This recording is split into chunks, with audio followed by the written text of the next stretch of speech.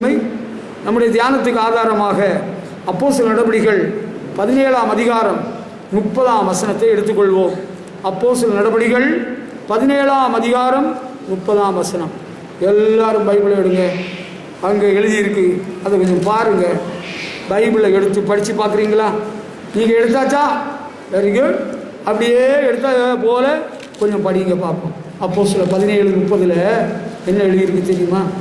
17:30 அறியாமை உள்ள காலங்களை தேவன் காணாவதர் போலிருந்தார், இப்பொழுதோ மனம் திரும்ப வேண்டும் என்று எங்கும் உள்ள மனுஷர் எல்லாருக்கும் கட்டளையிடுகிறார்.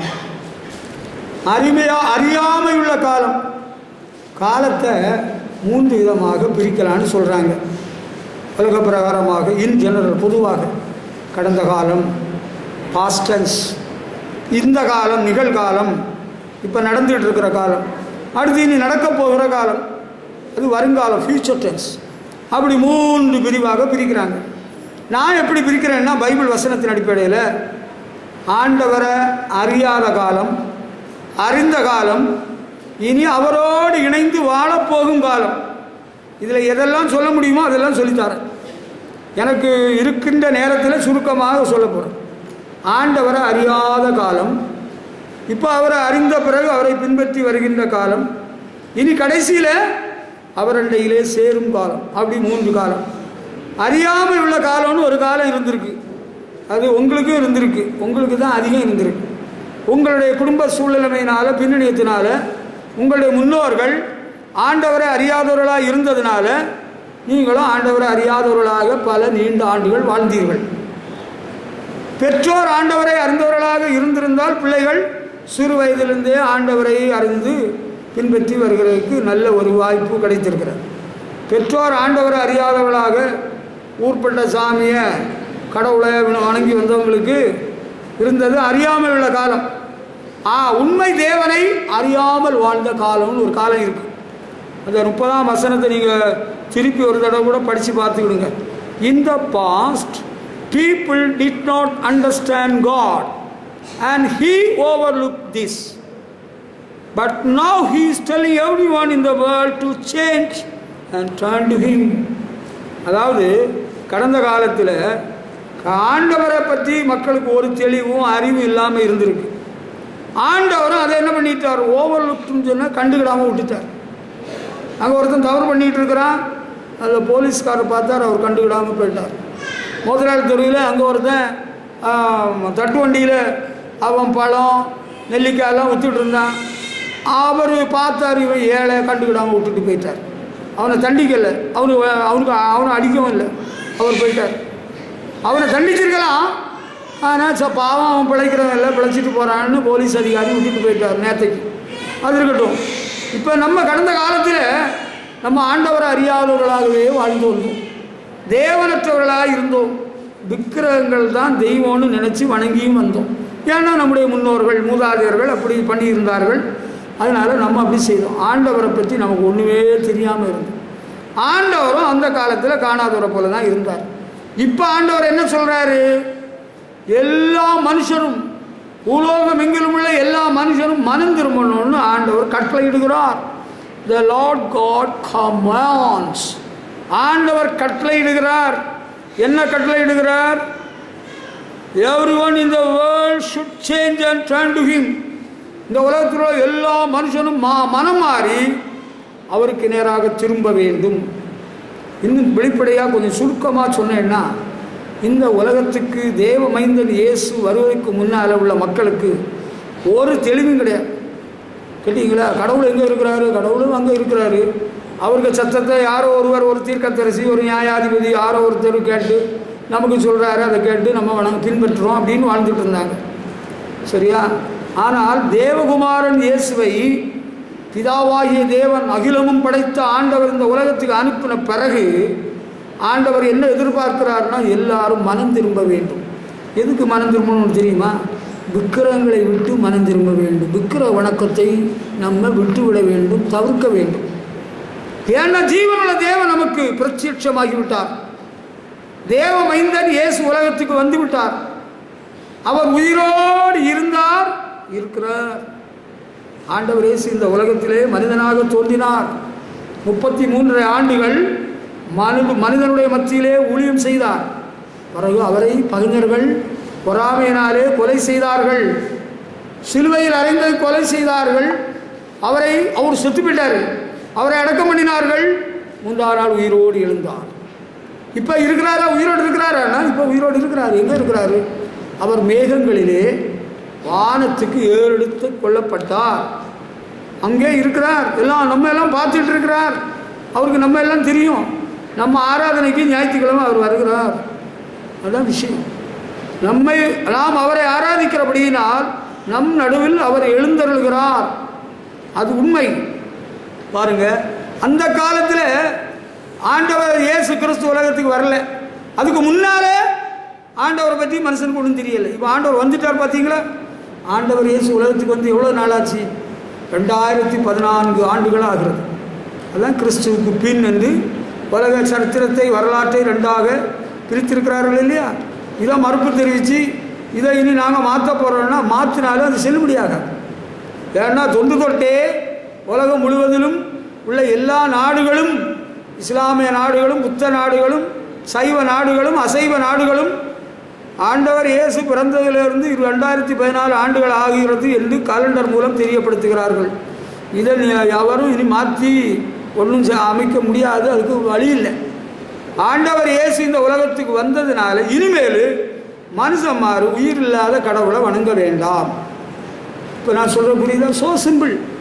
உயிருள்ள தேவனை நம்ம பின்பற்றினா போதும். முன்னால் உயிரில்லாதது தான் நம்ம கடவுள்னு கல்லும் மண்ணும் கடவுள்னு அப்படி நினச்சி மனுஷன் பாவம் அவங்க அறியாமையில பின்பற்றினான். நான் அவங்கள பரியாசம் பண்ணலை. நான் அவங்கள நிந்திக்கவில்லை, தூஷிக்கவில்லை. கல்லும் மண்ணும் கடவுளல்ல, கை சித்திரம் தெய்வமல்ல. ஆண்டவர் இயேசுதான் ஜீவன் உள்ளவர். அவர் தான் நம்மை தேடி வந்த தெய்வம் இயேசு. அவர் உயிரோடு தான் இருக்கிறார். அவர் செத்து போயிட்டார்ல, அவன் செத்து போனார். உயிரோடு எழுந்தார். உயிர் தெழுதல் நாளையில் நம்ம நாட்டில் உள்ள பிரதம மந்திரி மேற்கொண்டு சொல்லத்தான் போகிறார். இதுக்கு முன்னால் இருந்த பிரதம மந்திரி ஒவ்வொரு வருஷம் அவர் சொல்லிட்டு தான் இருந்தார். உலக நாடுகளின் தலைவர்கள் எல்லாரும் உயிர் தெழுந்த பண்டிகையை சந்தோஷமாக கொண்டாடுங்கன்னு சொன்னாங்க. யார் உயிர் தெழுந்த பண்டிகை? நீங்கள் யோசித்து பாருங்கள். ராமர் உயிர் தெழுந்ததா? மகாத்மா காந்தி உயிரோடு எழுந்ததா? வேறு குருநானக்கு உயிரோடு எழுந்ததா? ராமகிருஷ்ண பரமஹம்சர் உயிரோடு எழுந்ததா? அல்ல சுவாமி விவேகானந்தா உயிரோடு? அவங்க உயிரோடு எழும்பலை சார். நமக்கும் கொஞ்சம் அறிவு இருக்குது, நமக்கும் கொஞ்சம் தெளிவு இருக்குது. நம்ம கொஞ்சம் பள்ளிக்கூடம் காலேஜெல்லாம் போய் படிச்சிருக்கிறோம். செத்து போய் உயிரோடு எழுந்தது ஒருவர் உண்டானால் அவர் ஆண்டவர் இயேசு கிறிஸ்து ஒருவர் மட்டும்தான். அவர் ஒருவரே தான். ஹல்லேலூயா! கர்த்தருக்கு மகிமை செலுத்துவோம்.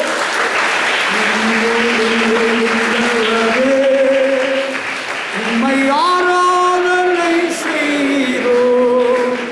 உயிரோடு எழுந்தவருக்கு ஆராதனை. உயிரோடு எழுந்தவருக்கு ஆராதனை. அதுதான் நம்ம படிச்சுக்கிட்டு இருக்கிற பாடம். நமக்கு முன்னால் தெளிவு இல்லாமல் இருந்து அறியாமையில் அவர் கடவுள், இவர் கடவுள், அவர் கடவுள் எல்லாம் சொன்னாங்க. அதெல்லாம் கடவுள்னு நம்ம நம்பி வணங்கி பார்த்தோம். ஒன்றும் நடக்கலை. ஒரு புண்ணியம் இல்லாமல் போச்சு. அதனால நம்ம பார்த்தோம், மனம் நொந்து போய் வாழ்க்கையை வெறுத்து போய் இருந்தவர்களில் தான் நம்முடைய கண்களை ஆண்டவர் திறந்தார். உண்மை தேவனை அறிந்து கொள்ளும் பாக்கியத்தை நமக்கு தந்தார். அந்த காலத்தில் ஆண்டவரும் நம்ம கண்டுக்கிடாமல் விட்டுட்டு இருந்தார். இப்போ நம்ம எல்லாம் மனம் திரும்பணும்னு மனதில் ஒரு மாறுதலை தான் மனம் திரும்புதல். Change in mind. அதை தப்பாக புரிஞ்சுக்கிடக்கூடாது. மனதில் ஒரு மாறுதல், ஒரு திருப்பம் ஏற்பட வேண்டும் என்று ஆண்டவர் கட்டளையிடுகிறார். அந்த காலத்தில் உள்ள மனுஷனுக்கு ஆண்டவரை பற்றின அறிவு இல்லைன்னு சொல்லிட்டு ரொம்ப தெளிவாக பைபிளில் சொல்லியிருக்கு. ஓசியா என்கிற தீர்க்கதரிசி பாருங்கள், ஜனங்களை பற்றி சொல்கிறாரு. ஓசியா 4ஆம் அதிகாரம் 1ஆம் வசனத்தில் தேவனை பற்றின அறிவு இல்லை என்று சொல்கிறார். நீங்கள் வேணும்னா படித்து பாருங்கள், பைபிளில் இருக்கா. ஓசியா 4ஆம் அதிகாரம் 1ஆம் வசனத்தை எடுத்து பாருங்கள். ரொம்ப தெளிவாக இருக்குது. நம்ம தெரியாமல் நடமாடணும் ஆளை போல் இருக்கக்கூடாது. அந்த காலம் போல் இப்போ நமக்கு விவரம் வந்துட்டு தேவனை பற்றின அறிவு மக்களுக்கு இல்லாமல் இருக்குன்னு ஓசியாவில் சொல்லியிருக்கு. Listen to the Lord's message. The people in this country don't really know God. இந்த நாட்டில் வாழுகிற மக்களுக்கு ஆண்டவரை சரியாக தெரியல. they are not true and loyal to him. அவருக்கு அவங்க உண்மையாக இல்லைன்னு தீர்க்கதரிசியை கொண்டு சொல்கிறார். They swear, lie, kill and steal. They commit the sin of adultery and have their babies. They murder one person after another. பார்த்தீங்களா? So the country is like someone crying for the dead and all of its people are weak. அன்பானவர்களே, அந்த பைபிளில் தமிழில் ரொம்ப நல்லா தான் எழுதியிருக்கு. தேசத்தின் குடிகளுக்கு ஆண்டவரை பற்றின அறிவில்லை. அறிவில்லாமல் அவங்க ரொம்ப தவறுகளை எல்லாம் பண்ணிகிட்டு இருந்திருக்கிறாங்க. அதைத்தான் அங்கே சொல்கிறார். ஆண்டவரை பற்றின அறிவு இல்லாதனால அவங்கக்கிட்ட உண்மை இல்லை, இரக்கம் இல்லை, பொய்யான இடுறாங்க, பொய் சொல்கிறாங்க, கொலை செய்கிறாங்க, திருடுறாங்க, விவசாயம் பண்ணுறாங்க, இரத்தப்பழியை சம்பாதிக்கிறார்கள், கொலைவரி செயல்களில் ஈடுபடுகிறார்கள். தேசம் புலம்புகிறது. ஆகாயத்து பறவைகள் மிருகங்கள் கூட செத்து போகுதுன்னு சொல்கிறார். உண்மையிலே ஆண்டவரை பற்றின அறிவு இல்லாதனால தான் இவ்வளவு பாதிப்புகள் நாட்டில் நடந்துட்டுருக்கு. பொய்யான இடுகிறார்கள், பொய்யை சொல்கிறாங்க, கொலை செய்கிறாங்க. இதெல்லாம் ஏங்க இப்படி நடக்குது? நாங்கள் ஆளுகைக்கு வந்தோன்னா, ஆம் ஆத்மி கட்சியில் உள்ள நாங்கள் எல்லாம் வந்துட்டோன்னா எல்லாத்தையும் நிறுத்திடுவோம். எல்லாத்தையும் நிறுத்திடுவீங்களா? நீங்கள் நிறுத்துறதுக்குள்ளார உங்களே கொண்டு போட்டான்னா, மிஸ்டர் கெஜ்ரிவால் நீர் படித்தவ என்ஜினியர் தான், உன்னையே எவராது போட்டு தள்ளிட்டா நீ என்னையா பண்ணுவ? பாவம் அந்த மனுஷன். அவரும் நல்ல திறமையாக எல்லா கட்சியை நாடு முழுதும் பரப்பணும் நல்ல முயற்சி பண்ணிக்கிட்டு தான் இருந்தார். எடுபடலை. இதெல்லாம் எடுபடாது. தேவனை பற்றின அறிவு மக்களுக்கு வந்துச்சுன்னு வச்சுக்கிடுங்க. அதுக்கப்புறம் அடாபுடி கெடுபுடி எல்லாம் இருக்காது. பொய்யான எல்லாம் மாறிடும். உண்மையுள்ளவர்களாக மாறுவார்கள். கொலை செய்கிறதெல்லாம் நிறுத்திடுவாங்க. திருடுறதெல்லாம் மாறிடும். ஆமாம், அதை விட்டுவிட்டு நாங்கள் சட்டத்தை கொண்டு வருகிறோம், மசோதாவை நிறைவேற்றி விட்டோம் பாராளுமன்றத்தில். ரொம்ப சந்தோஷம். சட்டம் வந்த உடனே எல்லாம் சாதிச்சு முடிஞ்சிட்டா? ஒன்றும் முடியலை. தேவனை பற்றின அறிவு ஜனங்களுக்கு வருமானா அதுக்கப்புறம் அப்பாவி பொம்பளை பிள்ளைகளுக்கு மேலே ஆசிட்டை ஊற்ற மாட்டாங்கல்ல. சுஷ்ட பசங்க, மனசாட்சி இல்லாதவர்கள், அக்கா தங்கச்சி இல்லாத பயலுங்க, தாய்க்கு பிறக்காத பசங்க. தாய்க்கு பிறந்தவன் இப்படி செய்வானா? அவன் வேற எதுக்கோ பிறந்திருப்பான், மிருகத்துக்கு பிறந்திருப்பான். ஆசிட்டை ஊற்றுறான் பாருங்க, எவ்வளோ மோசமான ஒரு வேலை. இதெல்லாம் எப்படி நீங்கள் யோசிக்கிறீங்க? ஆண்டவரை பற்றின ஒரு அறிவு இல்லை இந்த பசங்களுக்கு. அதனால தான் இப்படி எல்லாம் பண்ணிகிட்டு இருக்கிறானுங்க. நம்மவும் வருத்தப்பட வேண்டியதாக இருக்குது. நம்ம என்ன செய்வோம்? ஆண்டவரை பற்றின அறிவு நமக்கு இருக்கிறனால தான் நம்ம அடுத்தவங்களுக்கு தீமை செய்யலை. ஹல்லேலூயா. சிலர் ஆண்டவரை பற்றின அறிவு இல்லாதனால தான் அடுத்தவங்களுக்கு ரொம்ப தொல்லை கொடுக்குறாங்க. அவங்க பாட்டெல்லாம் பாடுவாங்க, பைபிளும் வச்சுருப்பாங்க. அவங்க வேலை அடுத்தவங்களுக்கு ஓத்திரம் கொடுக்குறதான். ஆளை வச்சு கொலை செஞ்சுருவாங்க, திருடுவானுங்க, பொய்யான போடுவானுங்க, எல்லக்கல்லை புரட்டுவானுங்க, கமிஷன் வாங்குவானுங்க, லஞ்சம் வாங்குவானுங்க, கள்ளத்தராசை பிடிப்பானுங்க. ஆண்டவரை பற்றின அறிவு இருக்கு ஐயா அப்படின்னா இதெல்லாம் செய்ய மாட்டாங்க. இது நிமித்தம் தேசம் புலம்பும். இந்த தேசம் இன்னும் பாதிப்புகளாகும்னு ஆண்டவர் தீர்க்கதரிசியை கொண்டு அந்த நாட்களில் சொல்லியிருக்கிறார். இந்த நாட்களுக்கும் பொருந்துகிறது. ஆகாயத்து பறவைகள், மிருக ஜீவன்கள் எல்லாம் செத்துக்கிட்டே கிடக்குது. நாளுக்கு நாளுக்கு ஒரு பக்கம் பெருகுதுன்னு சொல்லிக்கிட்டாலும் செத்து மடியுதுங்க. இதற்கு காரணம் என்னன்னா, தேவனை பற்றின அறிவு மனுஷனுக்கு இல்லாமல் போகுது. கொலைவரி செயல்கள், திருடுகிற காரியங்களையோ, கொலைவரி செயல்கள் எல்லாம் சர்வசாதாரணமாகிட்டு. ஆமாம், கொஞ்சம் வசதி வாய்ப்பு இருக்கிறவங்க வீட்டில் நகையோ பணமாக வச்சுட்டு எங்கேயும் போயிட்டு வரக்குள்ளாலே எல்லாம் கொள்ளையடித்து கொண்டு போயிடுறான். போலீஸ் அதிகாரிகள் தீவிரமாக செயல்படுகிறார்கள், உண்மைதான். அவர்களை நாம் குறை சொல்வதற்கு இடமில்லை. ஆனாலும் கொலைவெறி செயல்கள் குறையவில்லையே. திருடர்களுடைய எண்ணிக்கை கூடிக்கொண்டு தான் போகிறது. நமக்கு ஆண்டவரை பற்றின அறிவு மக்களுக்கு கிடைச்சிட்டுன்னா இதெல்லாம் நின்று போயிடுங்க. அதுக்காக நம்ம ஆண்டவரிடத்திலே மன்றாடுவோம், வேண்டுதல் செய்வோம். ஹல்லேலூயா. ஆண்டவரே, முதலாவது நமக்காக வேண்டுதல் செய்வோம். எனக்காக ஆண்டவரே உம்மை பற்றின அறிவை எனக்கு தாருன்னு நீங்கள் கேட்கணும். ஆண்டவரே உம்மை பற்றின அறிவை எனக்கு தாருன்னு கேட்கணும். ஆண்டவர் படைச்சதெல்லாம் நம்ம சாகடிக்கிறதுக்கு இல்லை. ஆண்டவர் ஒருவனுக்கு நிறைய பொருள் பணம் கொடுத்துருக்குற நம்ம திருடுறதுக்கு இல்லை. ஆமாம், நீ தப்பு தண்டியெல்லாம் பண்ணி பொய்யான போட்டு அடுத்தவனை ஏமாத்துறதுக்கு இல்லை. அது தெரிஞ்சுக்கிடணும். ஆண்டவர் ஒருவர் இருக்கிறார், எல்லாம் பார்த்து கொண்டிருக்கிறார், எல்லாத்துக்கும் கூலி கொடுப்பார் என்பது இன்றைக்கு நிறைய பேருக்கு தெரியலையே. பைபிள் எடுத்தவங்களுக்கே தெரியலையே, ஏன் பிரசங்கம் பண்ணுறவங்களுக்கே பிரசங்களுக்கே தெரியலையே. அப்படி தெரிஞ்சால் அட்டகாரம் பண்ண முடியுமா? அநியாயம் பண்ண முடியுமா?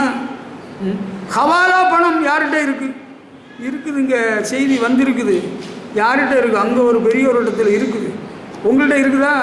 நீங்கள் சிறு மனம் திருந்திருங்க. ஆண்டவரை பற்றின அறிவு இன்னைக்கு மனுஷனுக்கு ரொம்பவே குறைஞ்சி போச்சுப்பா. பாப்பா, உனக்கும் தான் ஆண்டவரை பற்றின அறிவு இல்லாமல் தான் நீயும் கொஞ்சம் வித்தையெல்லாம் காட்டுற தம்பி. இதெல்லாம் கொஞ்சம் நிறுத்திக்கிடணும். ஆண்டவர் எல்லாவற்றையும் அறிகிறவர், எல்லாவற்றையும் காண்கிறவர். He sees you. உன்னை காண்கிறார். ஆகார் சொன்னார்ல, நீர் என்னை காண்கிற தேவன். கர்த்தருடைய கண்கள் பூமி எங்கும் உலாவிக் கொண்டிருக்கிறது. அவரு நம்ம வாயில வார்த்தை இருக்கு முன்னாலே அவருக்கு தெரியுமாமே. சங்கீதக்காரன் சொல்லியிருக்கிறாரு, என்னுடைய நாவிலே சொற்புலவாதற்கு முன்பே அதெல்லாம் அறிகிறீர். நம்ம எல்லாம் என்னன்னு ஓடுது, அது ஆண்டவருக்கு தெரியுமாமே. He knows everything. He knows all about you. உன்னை பற்றி எல்லாமே தெரியும். நீ எல்லாம் பார்த்துட்டு இருக்கிறாரு, கவனிச்சுட்டே இருக்கிறார். நல்லதுக்கு உள்ள கூலி நன்மையாக கொடுப்பார், தீமைக்குள்ள கூலியை தீமையாகவே கொடுப்பார், அதுக்குள்ள தண்டனையை கொடுப்பார். ஆண்டவர் கண்டுவிட மாட்டார், இனிமேல் கண்டுவிட மாட்டார். அது அந்த காலம். எந்த காலம்? நீங்கள் ஆண்டவரை அறியாமல் இருந்த காலம். ஆண்டவர் கண்டுவிடலை. இயேசு கிறிஸ்து உலகத்துக்கு வந்த பிறகு ஆண்டவர் உலகத்தில் உள்ள எல்லா மக்களும் இனி அவரை அறியணும், அவரை பின்பற்றணும், ஆண்டவருக்கு பயந்து வாழணும் எதிர்பார்க்கிறார். அப்படி அவர் கட்டளை இடுகிறார். மனதில் ஒரு திருப்பம் ஏற்படணும். நாங்கள் கடவுளை அறிஞ்சிட்டோங்க, இப்போ இயேசுநாதரை தான் வணங்குறோம். நீங்கள் அந்த கலப்படம் பண்ணுறதை நிறுத்தியாச்சா, கள்ளத்திராசை விட்டாச்சா, அப்போ கடவுளை பற்றி அறிஞ்சிட்டு இருக்கிறீங்கன்னு அர்த்தம். அவர் பழையது போல தான் எல்லாம் பண்ணிகிட்டு இருக்கிறாரு. அப்போ நீங்கள் சரியாக ஆண்டவரை அறியலைங்க. ஆமாம், ஆண்டவரை சரியாக அறிஞ்சிங்கன்னா தவறான காரியங்கள் எல்லாம் விட்டுருவீங்க. தீமையை வெறுப்பீர்கள். தீமையை வெறுப்பதே கர்த்தருக்கு பயப்படும் பயம். ஆண்டவர்கிட்ட பிறகு நம்ம எல்லாம் சொல்லி கடைசியில் மன்னிப்பு கேட்டுக்கலாம். அதுக்கு சரி, நல்ல ஐடியா தான். எனக்கும் மனசில் இப்போ தான் தெரியுது. அந்த சிலுவையின் கள்ளன் கடைசியில் இயேசுடத்தில் மன்னிப்பு கேட்டு அவன் பரதேசுக்கு போயிட்டான்ல, நம்ம அதுபோல் பண்ணிட்டா என்ன? உள்ள அட்டகாசம், அட்டுழியும், அக்கிரமம், பொய்யான, திருடுறது, விபசாரம், இந்த பட்டியல் போட்டிருக்கிற எல்லாம் பண்ணி முடிச்சுக்கிட்டு சாக போகிறக்குள்ளால ஆண்டவர் எல்லாத்தையும் எனக்கு மன்னிச்சிடணும் இயேசுநாதரே, நான் உமக்கு ராஜ்யத்தில் வரணும்னு வேண்டிக்கிட்டா அவர் நம்ம ஏற்றி விட மாட்டார். கண்டிஷனாக ஏற்றி விடுவார்ல. நீங்கள் சொல்லுவீங்களா கண்டிஷனாக? நீ எப்போ சாவே என்னைக்கு சாவேன்னு உனக்கு தெரியுமா? என்னைக்கு சாவே எப்போ சாவேன்னு உனக்கு சாவு என்னைக்கு வரும்னு தெரியுமான்னு கேட்குறோம். தெரியாதுல்ல. அப்போ இதுவே அனுக்கிரக காலம், இதுவே ரட்சணிய நாள். Today is the day of salvation. இது ரட்சணிய நாள். ஆண்டவர் உனக்கு விடுதலை கொடுக்கும் நாள், உனக்கு மன்னிப்பு ஏறலும் நாள். முன்னால் கண்டுவிடாமல் இருந்தார், இப்போ நீ மனம் திரும்ப வேண்டும். You must repent. நாங்கள் சபைக்கு வரோம்ல, பாட்டெல்லாம் பாடுறோம்ல, பைபிள் படிக்கிறோம்ல, காணிக்கலாம் பண்ணுறோம். எஸ் சார், எல்லாம் நல்லது தான். ஆனால் மனதில் திருப்பம் ஏற்பட்டுட்டா நீ மனம் திரும்பி இருக்கிறியா? இல்லைன்னா ஆண்டவரை நான் அறிஞ்சிருக்கேன்னு சொல்வது பெரிய பொய். நீ ஆண்டவரை அறிஞ்சிருந்தேன்னா பாவ காரியங்கள் எல்லாம் விட்டுறணும். அதுதான் ஆண்டவரை அறிஞ்சிருக்கிறேன் என்பதற்கு அடையாளம், அத்தாட்சி. அதை இல்லாமல் இப்போ பாருங்கள், அந்த காலத்தில் பழைய ஏற்பாட்டு காலத்தில் இயேசு கிறிஸ்து உலகத்தில் வெளிப்படுக்கு முன்பாக ஆபிரகாமின் சந்ததியாகி இஸ்ரவேலர் அவங்க அறியாமையினால் பாவம் செய்தால் அவங்க பலி செலுத்தணுமா, இளங்காளைய பலி செலுத்தணும்னு லேவியராகமம் 4ஆம் அதிகாரம் 13ஆம் வசனத்தில் எழுதியிருக்கு. பைபிளில் இருக்குது. நான் சும்மா எங்கேயோ நின்றுட்டு என்ன சொல்கிறேன்னு நினைக்காதுங்க. லேவியராகமம் 4ஆம் அதிகாரம் 13ஆம் வசனத்தில் அறியாமையினால் செய்த பாவத்துக்கு என்ன செய்யணும்? இளங்காளைய பலி செலுத்தணும். அப்படி பைபிளில் எழுதியிருக்கு. அது ரொம்ப கஷ்டம். இப்போ காளைக்கு விலை ரொம்ப ஜாஸ்தி ஆகிட்டு. நம்ம காளை வாங்கி பலி செலுத்துறதுக்கு இப்போ அவசியம் இல்லையா? இயேசு நமக்காக பலியானாரே. ஹல்லேலூயா. நம்முடைய பாவங்களை போக்குகிற கிருபாதார பலியாக இயேசு இருக்கிறார். இயேசு நம்முடைய பாவங்களை சிலுவையிலே சுமந்து தீர்த்தார்.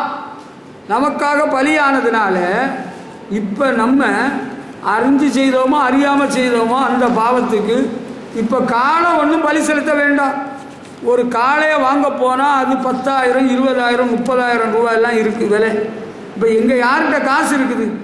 உங்கள்கிட்ட இருக்கானா வாங்கிட்டு வாருங்க, 2 காலை வாங்கிட்டு வாருங்க, ஒரு மாட்டு வண்டி வாங்கி வண்டி ஓட்டலாம். இந்த பாவம் அறியாமல் செய்த பாவத்துக்கு அந்த காலத்தில் என்ன செய்யணுமா? இளங்காளையை பலி செலுத்தணும்னு எழுதியிருக்குது, அறிஞ்சுக்கிடுங்க. ஒரு இளங்காளையை பலியிட கொண்டு வர வேண்டும். லேவியராகமம் 4:14 இருக்கு. சரியா?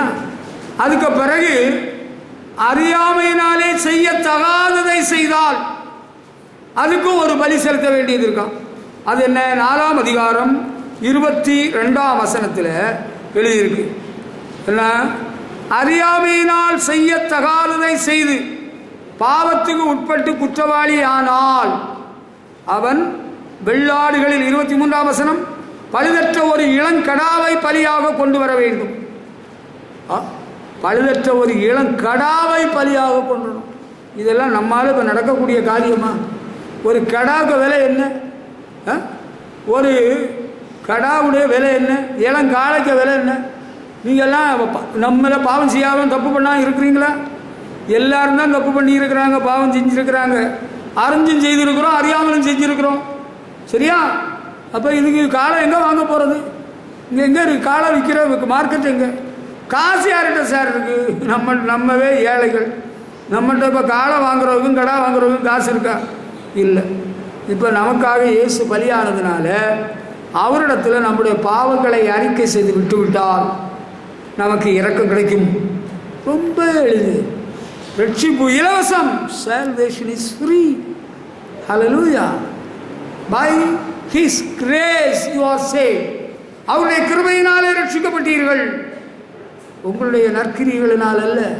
நீங்கள் ஆடு கோழி ஆடு கடா எல்லாம் வெட்டி இப்போ பலி செலுத்தி நீங்கள் அறியாமையினால் செய்த பாவத்தையும் செய்யத்தகாதவைகளையும் இப்போ நிவர்த்தி பண்ண வேண்டியதில்லை. ஆண்டவர் இயேசு உங்களுக்காக பலியானார். அவர்கிட்ட பாவங்களை அறிக்கை செய்து விட்டுட்டா போச்சு. பாவத்தை அறிக்கை செய்து திரும்பவும் செஞ்சுக்கிட்டே இருந்தால் நோ யூஸ்.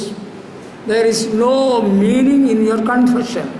நீ அறிக்கை செய்கிறத ஒரு அர்த்தம் இல்லாமல் போயிருது. இன்றைக்கு விசுவாசிகள் அவங்க எல்லாமே சுலபமாக எடுத்துக்கிடுறீங்க. Don't take it easy. நம்ம அறிக்கை செய்து நம்ம விட்டுட்டோம், நாளைக்கு திரும்ப செஞ்சு விடுவோமே. இன்றைக்கி ஓய்வு நாள், இன்றைக்கி கர்த்தருடைய பந்தி நமக்கு இருக்குது, பரிசுத்த நாள். நாளைக்கு திங்கட்கிழமை தானே, இனி அடுத்து கர்த்தருடைய பந்தி எப்போ வரும்? அடுத்த மாதம் தானே வரும். அதுக்குள்ளார நம்ம பாவ அறிக்கை பண்ணி நம்ம ரெடியாகிடலாம். அப்படி ஒரு எண்ணம். அறிக்கை செய்து விட்டு விடுகிறவன் இரக்கம் பெறுவான். அப்படிதான் பைபிளில் இருக்கு. அக்கிரமங்களை மன்னித்து நோய்களை குணமாக்குகிறார். ஆண்டவரே, என்னுடைய பாவங்களையும் என்னுடைய அக்கிரமங்களையும் எனக்கு மன்னித்தரலும்னு கேட்கலாம்ல. அதில் என்ன கெட்டு போச்சு? நமக்கு என்ன கேடு வந்துட்டோம்மா? அதனால் உங்களுக்கு ஏதாவது சொத்து ஏதாவது குறைஞ்சி போயிருமா? இல்லை உங்களுக்கு பேர் புகழ் கெட்டு போயிருமா? இல்லை உங்கள்கிட்ட 50-100 பேர் இருக்கிற இடத்துல சத்தமாக சொல்லுங்கன்னா சொல்கிறோம். நீங்கள் இருக்கிற இடத்துல வேறு எல்லாரும் கேட்குறதுக்கு அவசியம் இல்லை. சாமியார்கிட்ட சொல்ல அது தேவையில்லை. நான் இங்கே சாமியாராக வரவில்லை. ஆமாம், சாமியார்கிட்ட போய் பாவ சங்கீர்த்தனம் பண்ண தேவை இல்லை. It is not biblical. அது வேதத்தில் உள்ள விஷயம் அல்ல. சரியா? ஆண்டவர் இயேசுவிடத்தில் மன்னிப்பு கேட்டால் எல்லா அநியாயத்தை நீக்கி நம்மை சுத்திகரிப்பதற்கு இயேசு கிறிஸ்து உண்மையும் நீதியும் உள்ளவராயிருக்கிறார். அல்லேலூயா. அதுதான் உண்மை. அதை செஞ்சால் போதும். நான் செய்யத்தகாத ஒரு தப்பை பண்ணிட்டேன், அறியாமையில் செய்யத்தகாதது. அங்கே ஒரு கோவிலில் ஜெபம் பண்ணுறாங்களாம். கோவிலில் ஜெபம் பண்ணுறாங்களாம். அங்கே ஒரு போதவர் என்னட்ட சொன்னார். அவங்க என்ன செய்வாங்களாம், எல்லாரும் எழும்பி நின்று ஞாயிற்றுக்கிழமை 6ஆம் நாளில் பயபக்தியாக கையெடுத்து கும்பிட்டுட்டு சொல்லுவாங்களாம், நாங்கள் செய்யத்தக்கவைகளை செய்யாமல் செய்யத்தகாதவைகளை செய்து வருகிறோம், எங்களுக்கு சுகமே இல்லை. உண்மைதாங்க. செய்யத்தக்கவைகளை செய்யாமல் செய்யத்தகாதவைகளை செய்தால் சுகமே இருக்காதுமா. நீங்கள் கோச்சிக்கிறாங்க. நான் யதார்த்தவாதி, சத்தியத்தை மனதார உங்களுக்கு சொல்லித்தாரேன். என்ன உங்களுக்கு புரிய எத்தனை பேர் புரிஞ்சுது? செய்யத்தக்கவைகளை செய்யாமல் நாங்கள் செய்யத்தகாதவைகளை செய்து வருகிறோம், எங்களுக்கு சுகமே இல்லை. அப்போ நம்ம செய்யத்தக்கவைகளை செய்தால், ஆண்டவரே நான் செய்யத்தக்கவைகளை செய்யாமல் செய்யத்தகாதவைகளை செய்தேன், என்னை மன்னியும்னு கேட்டால் மன்னிச்சிடுவார், ஒன்று குணமாக்கிடுவார்ல. எவ்வளோ சுலபமாக போச்சு. உன்னிட்ட தேங்காய் உடைக்க சொல்கிறோமா?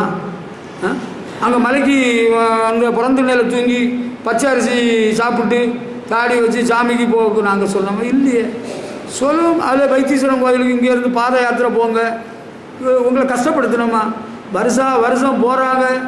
முன்னால் எல்லாம் வயசானவங்க பெரியவங்க போவாங்க, இப்போ எல்லாம் வாலிப பிள்ளைங்க பொம்பளை பிள்ளைங்க நிறைய போகிறாங்க. என்ன அட்ராக்ஷனோ எனக்கு தெரியல. நோ யூஸ் அட் ஆல், ஒரு பிரயோஜனம் இல்லை. நான் போயிட்டு வந்த எத்தனை பேர்கிட்ட பேட்டி கண்டுட்டேன். அந்த போலீஸு ஹெட் கான்ஸ்டபிள் மனைவி அந்த அம்மா போனாங்க. அவங்க போகிற வழியிலே ஃபாதர் இந்த பக்கத்தில் ஒரு மச்சம் இருக்குல்ல அதுக்கு போகிறேன், திருப்பூரத்தில் வச்சு சொல்கிறாங்க. இன்னும் கொஞ்சம் 10 அடி தாண்டி வரல அவங்க மகா வர்றாப்புல, ஃபாதர் நான் எங்கள் அம்மாவுக்கு துணைக்கி போகிறேன். போயிட்டு வந்து கொஞ்ச நாள் கழித்து கேட்டால் ஒன்றும் மாறலை. ஐயோ அவங்க சும்மா போனது வீணாக போச்சு, வேஸ்ட்டாக போச்சு. நம்ம ஆண்டவரிடத்தில் பாவங்களெல்லாம் அறிக்கை செய்து விட்டுட்டோம்னா இறக்கம் கிடைக்குது, நல்ல சுகம், பலம், நீடித்த ஆயிலே தருகிறார். ஆமாம், அது உங்களுக்கு தெரியுமா தெரியாதா? புரியுதா? சொல்ல புரியுதா? ஆமாம், இது ரொம்ப பெரிய முடியாத விஷயம் இல்லையே. ஆனால் முடியாத காரியத்தை சொன்னால் அவங்க செய்கிறாங்களாம். எளிமையான காரியத்தை சொன்னால் அவங்களுக்கு எல்லாமே ஈஸியாக போயிருந்தா. நான் சொல்கிறது உங்களுக்கு பாரமாக இருக்கா? ஆண்டவர் இயேசு என்ன சொன்னார் நினைவு இருக்கா? என்னுடைய கற்பனைகள் பாரமானவைகள் அல்ல, என் முகம் மெதுவாய் என் சுமை லெகுவாயும் இருக்கிறது. கேட்டிங்களா? ஆண்டவர் எவ்வளோ அருமையாக நமக்கு சொல்லி தந்திருக்கிறாரு. இவ்வளோ சொல்லி தந்தோம், இன்னும் இப்படி தான் பண்ணிகிட்டு இருக்கிறாங்க. என்னது? பாரம்பரியங்கள், சடங்குகள், அங்கே தீய கிடக்குறாங்களாம். ஆமாம், மொட்டையை போடுறாங்களாம். ஐயோ பாவம், காவடி எடுக்கிறாங்களாம், வேல் குத்துறாங்களாம். வண்ணக்குடியில் ராஜேந்திரன் கொத்தனார் இருக்கிறார். நான் பேரோட ஊரோட சொல்லிட்டு நிற்கிறேன். வண்ணக்குடி ராஜேந்திரன், திருவிடமருதூருக்கு அந்த பக்கம் ஆடுதுறை பக்கத்தில் வண்ணக்குடின்னு ஒரு கிராமம் இருக்குது. அவருக்கு உடம்புல எல்லாம் அந்த வேல் குத்தி இருக்குது, தழும்பு இருக்குது. ஆமாம், அவர் 4-5 தடவை சபரிமலைக்கு போயிட்டு வந்தவர். அவருக்கு 2-3 குழந்தைகள் பிறந்து வரிசையாக செத்து போச்சு. ஒரு 4 நாள் இருக்கும், ஒரு வாரம் இருக்கும், 10 நாள் இருக்கும், அது குழந்தைய செத்து போயிடும். பிறகு ஒருத்தர் சொன்னாரா, இயேசுநாதரை நம்பியா, அவர்கிட்ட நீ செய்த தவறுகளை பாவங்களை எல்லாம் மன்னிப்பு கேளுது, உனக்கு குடும்பம் நல்லா இருக்கும், உனக்கு பிள்ளை குட்டி கிடைக்கும். அவர் பார்த்தாரு, நம்ம இத்தனை சாமியை போய் கும்பிட்டு எல்லாம் ஒன்றும் ஆகலையே, இவன் சொல்கிறானே பார்ப்போமேனு சொல்லி இயேசுநாதரை வணங்க தொடங்கினார். அவர்கிட்ட பாவம் எல்லாம் சொல்லி மன்னிப்பு கேட்டார். அவருக்கு அழகான 2 பிள்ளைகள் இப்பொழுது இருக்கிறார்கள். ஹல்லேலூயா. ஆளோட பேரோட அட்ரஸோட சொல்ல, இதுக்கு மேலே இனி என்ன செய்ய முடியும்? நம்ம வாதாடுவதற்கு நான் இங்கே வரவில்லை. நாம் தர்க்கம் பண்ணுறது நமக்கு வேலை கிடையாது. மனப்பூர்வமாக ஏற்றுக்கொண்டால், சுவாசித்தால் தேவனுடைய மகிமையை நீங்கள் காணலாம். உங்கள் குடும்பத்தில் இருக்கிற சாபங்களும் மாறி போய்விடும், தேவ கோபமும் நீங்கி போய்விடும், ஆசீர்வாதம் வந்துவிடும். அதுக்கு தான் நம்ம மெனக்கட்டு உங்களுக்கு சொல்லிகிட்டு இருக்கிறோம். அறியாமையினால் நம்ம பாவம் செய்தோம், செய்யத்தகாதவர்களை செய்தோம், நமக்கு விமோசனம் இல்லாமல் இருக்குது. அதுக்கு விமோசனம் இயேசு கிறிஸ்து தான். அவர்கிட்ட சொல்லி மன்னிப்பு கேட்டுட்டால் அவர் பார்த்துக்கிடுவார். நம்ம பாவங்கள் ரோகங்கள் சாபங்கள் எல்லாம் பரிகரித்தாரே. தேவாதி தேவன் உள்ளத்தில் வந்து தங்கியே விட்டாரே. என்ன என் ஆனந்தம் சொல்லக்கூடாதே. மண்ணில் கிறிஸ்து என் பாவத்தை எல்லாம் மன்னித்து விட்டாரே. ஹல்லேலூயா. கர்த்தருக்கு மகிமை செலுத்துவோம். இயேசு என் பாவங்களை மன்னித்தார், என்னுடைய அக்கிரமங்களை மன்னித்தார், எனக்கு இரக்கம் காட்டினார். நான் மனதில் திருப்பம் அடைந்து விட்டேன். அவர் என்னை நடத்தி கொண்டு வருகிறார். கர்த்தருக்கு மகிமை. ஹல்லேலூயா. இதை பாருங்க, இயேசு கிறிஸ்து வாழ்ந்த நாட்களில் அவரை சிலுவையில் அரைஞ்சிட்டானுங்க. இல்லை, உங்களுக்கு தெரியல, நீங்கள் பார்க்கல, நாம் அறிவோம். அது உண்மை. நம்ம பார்த்தது தான் உண்மையா? பார்க்காத எவ்வளோ விஷயம் உண்மை. சந்திரனில் அமெரிக்காவில் விண்வெளி வீரர்கள் போய் இறங்குறாங்களா இல்லையா? உண்மைதான் பொய்யா? Neil Armstrong, Aldrin, Michael Collins 3 பேர் போய் இறங்குனாங்களா இல்லையா? உண்மைதானா? உண்மைதான். நீங்கள் பார்த்தீங்களா? இல்லை. ஆனால் நடந்த உண்மை. ஆமாம், சரித்திர பூர்வமான உண்மை. இயேசு கிறிஸ்துவை சிலுவையில் அறைஞ்சு கொண்டு போட்டாங்க யூதர்கள். இஸ்ரவேல் தேசத்தில் நடந்த சம்பவம். யாரும் அதை மறுக்கலையே, யாரும் அதை பொய்ன்னு சொல்லலையே. ஏன் அரைஞ்சாங்கன்னா அவர்கள் பொறாமையில் அரைஞ்சாங்கன்னு பிலாத்து சொல்கிறான். பிலாத்து புரிஞ்சுக்கிட்டான். அந்த மத தலைவர்கள் எல்லாரும் இயேசுவிடத்தில் வைத்திருந்த பொறாமையினால் அவங்களுடைய பாரம்பரியமும் சடங்குகள் எல்லாம் எடுபடலை. இயேசுநாதர் பாரம்பரியம் சடங்கு ஒன்றை காப்பாற்றாது, நீதியை நியாயத்தையும் பின்பற்றணும், உண்மை தேவனை அறிந்து கொள் எல்லாம் சொன்னார். அது அவர்களுடைய போதனைக்கு ஒரு வித்தியாசமாக இருந்தது. அடுத்து இயேசுநாதர் அற்புத அடையாளங்களை செய்து வந்தார். நோய்களை குணமாக்கினார், பேய்களை துரத்தினார். அதெல்லாம் அவங்களால பண்ண முடியலை. அவங்களுக்கு பொறாமை போட்டி வந்து ஏற்பாடு பண்ணி கொண்டு போட்டான்னு பிலாத்து சொன்னான். பைபிளில் இருக்கு. பேதுரு அப்போஸ்தலன் சொல்றாரு. அப்போஸ்தலர் நடவடிக்கைகள் 3ஆம் அதிகாரம் 17ஆம் வசனம் எடுங்க. அப்போஸ்தலர் 3ஆம் அதிகாரம் 17ஆம் வசனத்தை கொஞ்சம் படித்து பாருங்க ஒரு நிமிஷம். நீங்கள் எல்லோரும் பைபிள் கொண்டு வந்தவங்க நீங்கள் பார்க்கணும்.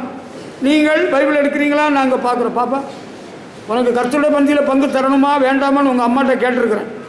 அவங்க கொடுங்கான்னு சொல்லியிருக்கு. தரணுன்னா பைபிளை எடுத்து படிக்கணும், இல்லைன்னா பந்தியில் பங்கு இல்லாமல் போயிடும். இதை கவனிச்சுக்கிடுங்க. அப்போஸ்தலர் 3ஆம் அதிகாரம் புதிய ஏற்பாட்டில் தான் 17ஆம் வசனத்தை படிக்கிற வேளையில் நீங்களும் உங்கள் அதிகாரிகளும் என்ன பண்ணீங்க? அறியாமையினாலே இப்படி செய்தீங்க. My brothers, I know that you did to Jesus was done because you did not understand what you are doing, and your leaders did not understand any more than you did. நீங்கள் உங்கள் அதிகாரிகளும் அறியாமையினாலே அவரை சிலுவையில் அறைந்தீர்கள். அறியாமையினால தான் சிலுவையில் அறைந்திருக்கிறார்கள் என்று பேதுரு சொல்கிறார். சரியா? அறியாமையினால இயேசுநாதரை அவங்க சிலுவையில் அறைஞ்சிட்டாங்க, அறைந்து கொண்டு போட்டாங்க. சரியா? இப்போ நம்ம ஆண்டவர் இயேசுதான் ரட்சகர், ஆண்டவர் என்று அறிந்து கொண்டோம். இனி அவரை நம்ம சிலுவையில் அறையலாமா? அவங்க அறியாமையினாலே சிலுவையில் அறைந்தார்கள் என்று பேதுரு குறிப்பிடுகிறார். நம்ம ஆண்டவரை அறிஞ்சுக்கிட்டோமா? அறிஞ்சுக்கிட்டோம். இனி அவரை சிலுவையில் அறையலாமா? தேவகுமாரனை விட்டு விலகு போகக்கூடாது. அவரை விட்டு விலகுகிறவர்கள், மறுதலித்து போனவர்கள் மறுபடியும் அவரை சிலுவையில் அறைகிறார்கள் என்று எபிரேயர் வாக்கியம் குறிப்பிடுகிறார். நம்ம அந்த யூத தலைவர்களும் மத தலைவர்களும் அதிகாரிகளும் எல்லாரும் சேர்ந்து இயேசுநாதரை சிலுவையில் அறைந்து விட்டார்கள் அறியாமையினால். ரொம்ப தெளிவாக சொல்கிறார் தானே? உண்மைதானா? உண்மைதான். அறியாமையினாலே இதை செய்தீர்கள் என்று அறிந்திருக்கிறேன். ஆனால் நம்ம அறிஞ்சிருக்கிறோமா? இயேசுநாதரை அறிஞ்சிருக்கிறோமா? Have you heard about Jesus the Lord? ஆண்டவர் இயேசுவை பற்றி நீங்கள் அறிஞ்சிருக்கிறீங்களா? யாரெல்லாம் ஆண்டவர் இயேசுவை பற்றி அறிஞ்சிருக்கிறீங்க? அவர் யாரு? அவர் தான் நம்முடைய ரட்சகர், மீட்பர், ஆண்டவர், எஜமான், சேவியர், ரிடீமர். ஹல்லேலூயா. அப்போ தேவகுமாரனை பற்றி அறிஞ்சிருக்கிறோம் இல்லையா? அறிஞ்ச பிறகு இனி அதான் எபிரேயர்ல இருக்கு இல்லையா? 6ஆம் அதிகாரம் 6ஆம் வசனத்தில் மறுதலித்து போனவர்கள் தேவனுடைய குமாரனை தாங்களே மறுபடியும் சிலுவையில் அறைந்து அவமானப்படுத்துகிறபடியால், பார்த்தீங்களா? மறுதலித்து போகக்கூடாது, மறுதலிக்கக்கூடாது. அது பேதுரு மறுதலிச்சார்ல. அது அன்றைக்கு இயேசு நியாய விசாரிக்கப்படுற வேளையில் அந்த சந்தர்ப்பத்தில், சந்தர்ப்ப சூழ்நிலைமையில், அறியாமையில் பேதுரு அப்படி செஞ்சிட்டார். சரியா? ஆனால் இப்போ நமக்கு அப்படி ஒரு சந்தர்ப்பம் ஒன்றும் இல்லை. நமக்கு அந்த ஒரு சந்தர்ப்பம் வர தேவையும் இல்லை. அப்படி ஒரு இடத்துக்கு நம்ம போகவும் வேண்டியதில்லை. இயேசுவை பின்பற்றி வந்தார். இயேசுநாதரை என்ன பண்ணுறாங்களோ பார்ப்போம், அவருக்கு என்ன நேருகிறதோ என்று அறிகிறக்காக தான் பேதுரு இயேசுவை பின்பற்றி போயிட்டே இருந்தார். வேணும்னு மறுதளிக்கிறதுக்காக அங்கே போகலை. அதை புரிஞ்சுக்கிடுங்க. இப்போ உள்ளவங்க என்ன செய்கிறாங்களா? தேவகுமாரனை மறுதலிக்கிறார்கள். You are denying Jesus. Don't do that. இயேசுவை காட்டி கொடுத்தான் யூதாஸ் காரியத்தை, அவன் தப்பில்லை. இயேசுவை மறுதளிச்சார்ல, அவர் தப்பிட்டார். அது சந்தர்ப்ப சூழ்நிலைனால. துணிகரமாக ஆண்டவரை காட்டி கொடுத்தவன் அவன் நான்கு கொண்டு குடல் தந்து செத்து போயிட்டான், யூதாஸ் காரியம். ஆனால் இயேசுடத்தில் ரொம்ப அன்பாக இருந்தார். இவர் என்ன செஞ்சிட்டாரு? மறுதளிச்சிட்டார் 3 தடவை. ஆனால் ஆண்டவர் பார்த்தது உள்ள உடைந்து மனம் திரும்பிட்டார். அதான் ஆண்டவர் அவரை ஏற்றுக்கிட்டார். இந்த யூத ஜனங்களும் அதிகாரிகளும் அறியாமையினாலே சிலுவையில் அறைந்தாங்க. ஆண்டவரும் அவங்கள விட்டுட்டார். இல்லைன்னா அன்னைக்கு எல்லாம் செத்துருப்பாங்க. ஆண்டவர் இயேசு சிலுவையில் நின்று கொண்டு என்ன சொன்னார்? உங்களுக்கு நினைவு வருகிறதா? பிதாவே, இவர்களுக்கு மன்னியும், தாங்கள் செய்கிறது என்னவென்று அறியாதிருக்கிறார்களே என்று அந்த ஜனங்களுக்காக பிதாவிடத்தில் இயேசு மன்னிப்பு கேட்டார். இப்போ மறுதலித்து போகிறவங்க என்ன பண்ணுறாங்களா? மறுபடியும் தேவனுடைய குமாரனை சிலுவையில் அறைகிறார்கள். நீங்கள் ஆண்டவர் அறிஞ்சிருக்கிறீங்க. மண்ணுக்காக மாணிக்கத்தை விட்டிட மாட்டேன். பைபிளை வாங்குறீங்க, படிச்சீங்க, ஆண்டோட சமூகத்துக்கு வந்தீங்க, பாட்டு பாடுறீங்க, ரொம்ப நல்லா இருந்தது, சந்தோஷம். ஒரு பொண்ணுக்காக மண்ணுக்காக மறுதளிச்சிட்டியா? What happens in your life? உனக்கு வாழ்க்கையில் என்ன நேரிட்டது? இயேசுவை விட நேசிக்கிறதுக்கு ஒருவன் வந்துட்டானா, ஒருத்தி வந்துட்டாளா? தம்பி, ஒரு விஷயம் மனசில் வச்சுக்கணும், ரொம்ப தெளிவாக இருக்கணும். நம்ம எல்லாரும் தெளிவாக இருக்கணும். Let us have clarity in life. ஆண்டவர் இயேசுவை ஒருவன் மறுதளிச்சுக்கிட்டு அதுக்கு பிறகு அவன் நல்லா இருக்க மாட்டான். அதை நான் சொல்லிடுறேன், எழுதி தர பைபிளை கொண்டு வா. அது பேரும் நல்லா இருந்தார்கள். தம்பி, திருப்பி சொல்கிறேன், அன்று இயேசுக்கு என்ன நேரிடும் என்பதை அறியும்படியான எண்ணத்தில் போனார் பேதுரு. சந்தர்ப்ப சூழ்நிலை வசெல்லாம் மாட்டிக்கிட்டார். இப்போ உள்ள அப்படி கிடையாது. ஆண்டவர் இயேசுக்கு அப்படி ஒன்று இனி நேரிடவில்லை, நேரிட போவதும் இல்லை. இவன் துணிகரமாக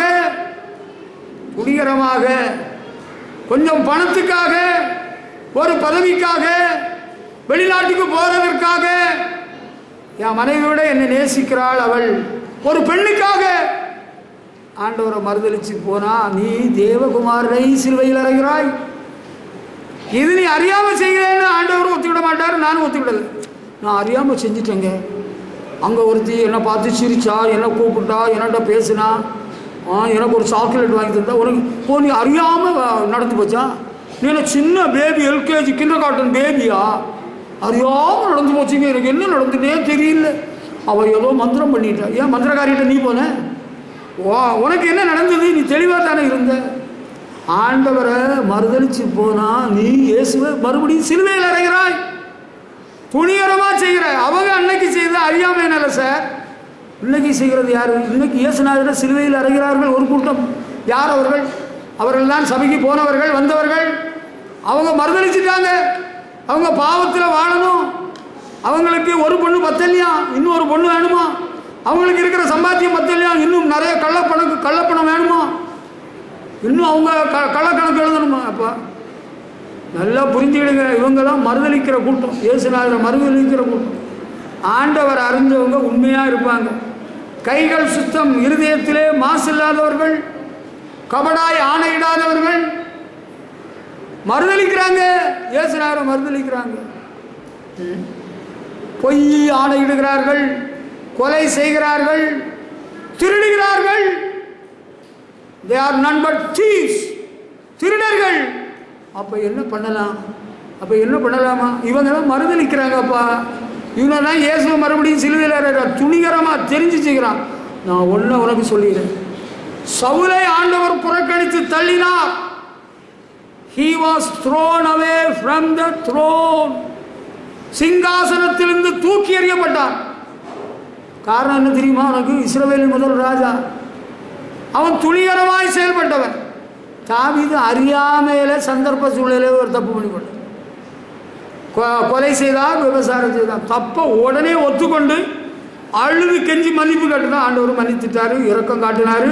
சிங்காசனத்தில் சாகுவரை உட்கார செய்தார். செய்த தப்புக்குள்ள கூலியை கொடுத்தாரு. அது உண்மை, அது ரைட். சவுல ஆண்டவர் ஒத்துக்கிடவே இல்லை. சிலருடைய வாழ்க்கையில் ஆண்டவர் அவங்கள ஒத்துக்கிட மாட்டார். ஒதுக்கிடுவார், துரத்திடுவார், ஓரம் கட்டிடுவார், அட்ரஸ் எல்லாம் ஆக்கிடுவார். காரணம் என்ன தெரியுமா? துணிகரம். You are so rebellious, stiff neck, பணங்கா கழுத்து. யார் தான் தப்பு பண்ணல? எனக்கு தான் தெரியவில்லை, அவர் தப்பு பண்ணார்.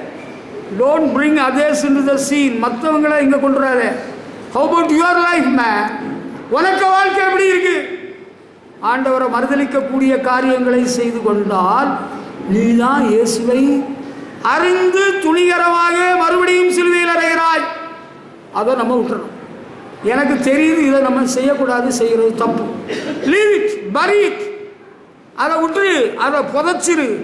யூ பேன் இட், அதை சுட்டுரு. அவ்வளோதான். That's all.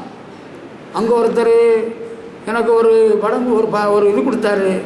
அதில் சாமி படம் வச்சுருந்தது. அந்த பொருளை எனக்கு வேண்டாம் ஐயா, அதை விற்று போட, இல்லைன்னா வேற இருக்க கொடுத்துரு. நான் வச்சுக்கிட மாட்டேன், எனக்கு இது ஆகாது. ஆண்டவரை மறுதளிக்கக்கூடிய எந்த பொருளும் வேண்டாம், பணமும் வேண்டாம், பதவி வேண்டாம், எவனும் வேண்டாம் எனக்கு. கேட்குறாங்க, என்ன சார் நீங்கள் ஆனாலும் கல்யாணத்துக்கு எங்களுக்கெல்லாம் கார்டு தராமல் இப்படி பண்ணிட்டீங்களே, உங்களுக்கு எப்படி தெரியும் கேட்டால், உங்கள் சபையில் உள்ளவர் தான் எங்களுக்கு சொன்னார். சபையாரே நீங்கள் போய் பேப்பரில் போடுங்க. ஐ ஆம் லீஸ்ட் பாதர்ட். நான் ஒரே வார்த்தையில் முடிச்சிட்டேன். You may be my friend but not a follower of Jesus. ஆண்டவரை நீ பின்பற்றுவன் கிடையாது. You are neither my relative nor a follower of Jesus. நீ எனக்கு சொந்தக்காரனும் அல்ல, நீ ஆண்டவரை பின்பற்றுகிறவனும் அல்ல. ஆண்டவரை பின்பற்றுகிறவனாகவும் எனக்கு சொந்தக்காரனாகவும் இருந்திருந்தால் I would have called you, I would have given you the invitation. நம்ம அதில் ஒதுங்க மாட்டோம். நம்ம அறியாமையினால் அவன் செஞ்சிட்டானா ஆண்டவர் மன்னிச்சிட்டார். அது அந்த காலம். இப்போ நம்ம துணிகரமாக வேலை பார்க்கக்கூடாது. நமக்கு தெரியும் இது தப்புன்னு தெரியும். என்னது ஆண்டவரை மறுதளிக்கிற வேலைப்பாடு இருக்கு இல்லையா, அதுதான். என்னது மறுதளிக்கிறது? அதுதான் பணத்துக்காக இந்த கேயாசி செய்தது போல, அந்த ஆகான் செய்தது போல, யூதாஸ் பண்ணினது போல, இதெல்லாம் அறியாமல் வந்துடுதா? அவர் என்ன கூப்பிட்டாரு, என்னை தான் கூப்பிட்டாரு, தஞ்சாவூருக்காரரு வாசஜபம் முடிஞ்சதும் எனக்கு தான் பணம் தேவைப்படுது, உனக்கு மட்டும்தான் பணம் தேவைப்படுதா? கோயில் கட்டிட்டு இருக்கிறவரை அவர் சந்தோஷமாக சொல்லுவார், பாஸ்டர் நீங்கள் எனக்கு கூட வாங்க, 2 மாதம் நம்ம வெளிநாட்டுக்கு போயிட்டு வந்தால் எவ்வளோ பணம் கிடைக்கும், நம்ம 2 பேரும் பணக்காரன் ஆகலாம்.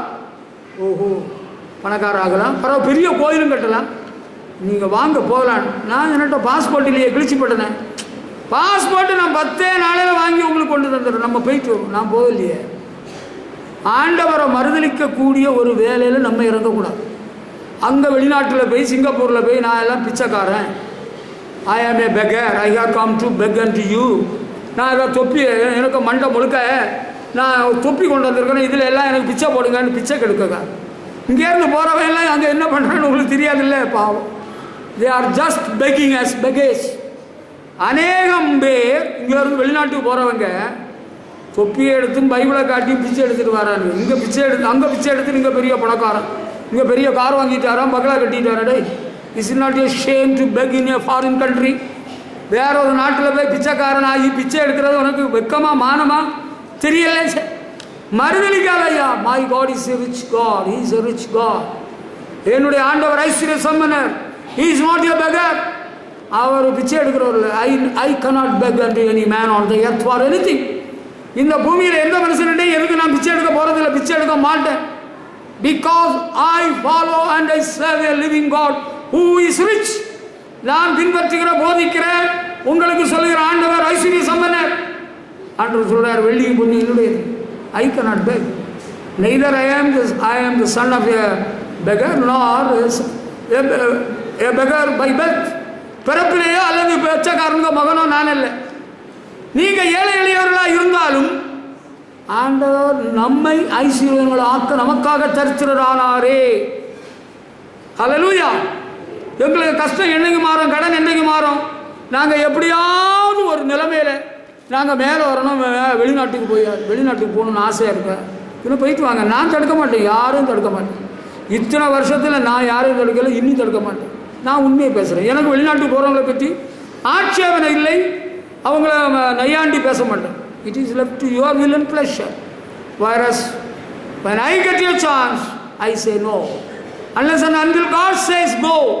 ஆண்டவர் சொல்லாமல் நான் போக மாட்டேன். உங்களுக்கு வெளியே வந்ததை விட்டு அறியாதுங்க, வாங்க நம்ம போயிட்டு வரலாம். No sir, I have got my work. எனக்குன்னு ஆண்டவர் கொடுத்த வேலை இருக்குது. மறுதளித்து ஆண்டவருக்கு ஊழியத்தை விட்டுக்கிட்டு நான் அங்கே பணத்துக்காக பொண்ணுக்காக பிச்சை எடுக்கிறதுக்காக நான் வரல, நீ போ கேட்டிங்களா? அப்போ அறியாமையின் காலத்தில் ஆண்டவர் கண்டுக்கிடாமல் விட்டார். அறிஞ்ச பிறகு இனி நீ ஆண்டவரை விட்டு பின்வாங்கக்கூடாது. ஞானஸ்நானம் கொடுக்க முன்னால் உன்னோட சொல்லியிருக்கிறேன்னா இல்லையா? கடைசி மட்டும் ஆண்டவர் இயேசுவை பின்பற்றி அவருக்கு சாட்சியாக வாழ்வாயான்னு கேட்டிருக்கிறேனா இல்லையா? சும்மா வந்த உடனே முக்கி விட்டுட்டேனா? இல்லை. வாலிப பெண்ணே, உன்னுடைய திருமண நேரத்திலும் ஆண்டவருக்கு சாட்சியாக இருப்பாயான்னு கேட்டிருக்கிறேன்ல. நீ ஆண்டவரை மறுதளிச்சுட்டு அந்த பிசாசு கோயிலில் போய் தாலியை கட்டி அங்கே கும்பாபிஷேகம், அங்கே ஓமக்குண்டை வளர்த்து உனக்கு ஒரு கல்யாணம், உனக்கு ஒரு தாலி கட்டுறதில்ல. நீ தான் மறுதளித்து போன பாவி. நீ தான் ஆண்டவரே மறுபடியும் சிலுவையில் அரைஞ்சி போடுற ஆள். அறியாமையினால் இல்லை, அறிஞ்சப்புறம் செய்யாதுங்க தம்பி. அங்கே ஒரு பொண்ணு இருக்கான், பணக்கார வீட்டு பொண்ணா, கல்யாணம் பண்ணிட்டு போன பிறகு அவள் சபைக்கு வருவாளாம். முதல்ல கல்யாணத்துக்கு முன்னால் அந்த பொண்ணு ரட்சிக்கப்பட்டு ஞானஸ்நானம் பெற்று ஆண்டவருக்கு பிள்ளை ஆகட்டும், அதுக்கப்புறம் பார்த்துக்கலாம். கல்யாணம் பண்ணுக்கு முன்னாலே அந்த அனுபவத்துக்குள்ளே வரலன்னா வேண்டாம், அப்படி ஒரு பொண்ணு தேவையில்லை. அடுத்து நம்ம அறிஞ்ச பிறகு எப்படி இருக்கணும் தெரியுமா? Let us be alert, let us be smart. நம்ம இனிமேல் உஷாராக இருக்கணும். நம்ம ஆண்டவர் அறிஞ்சுக்கிட்டால இனி நம்ம உஷாராக இருக்கணும்.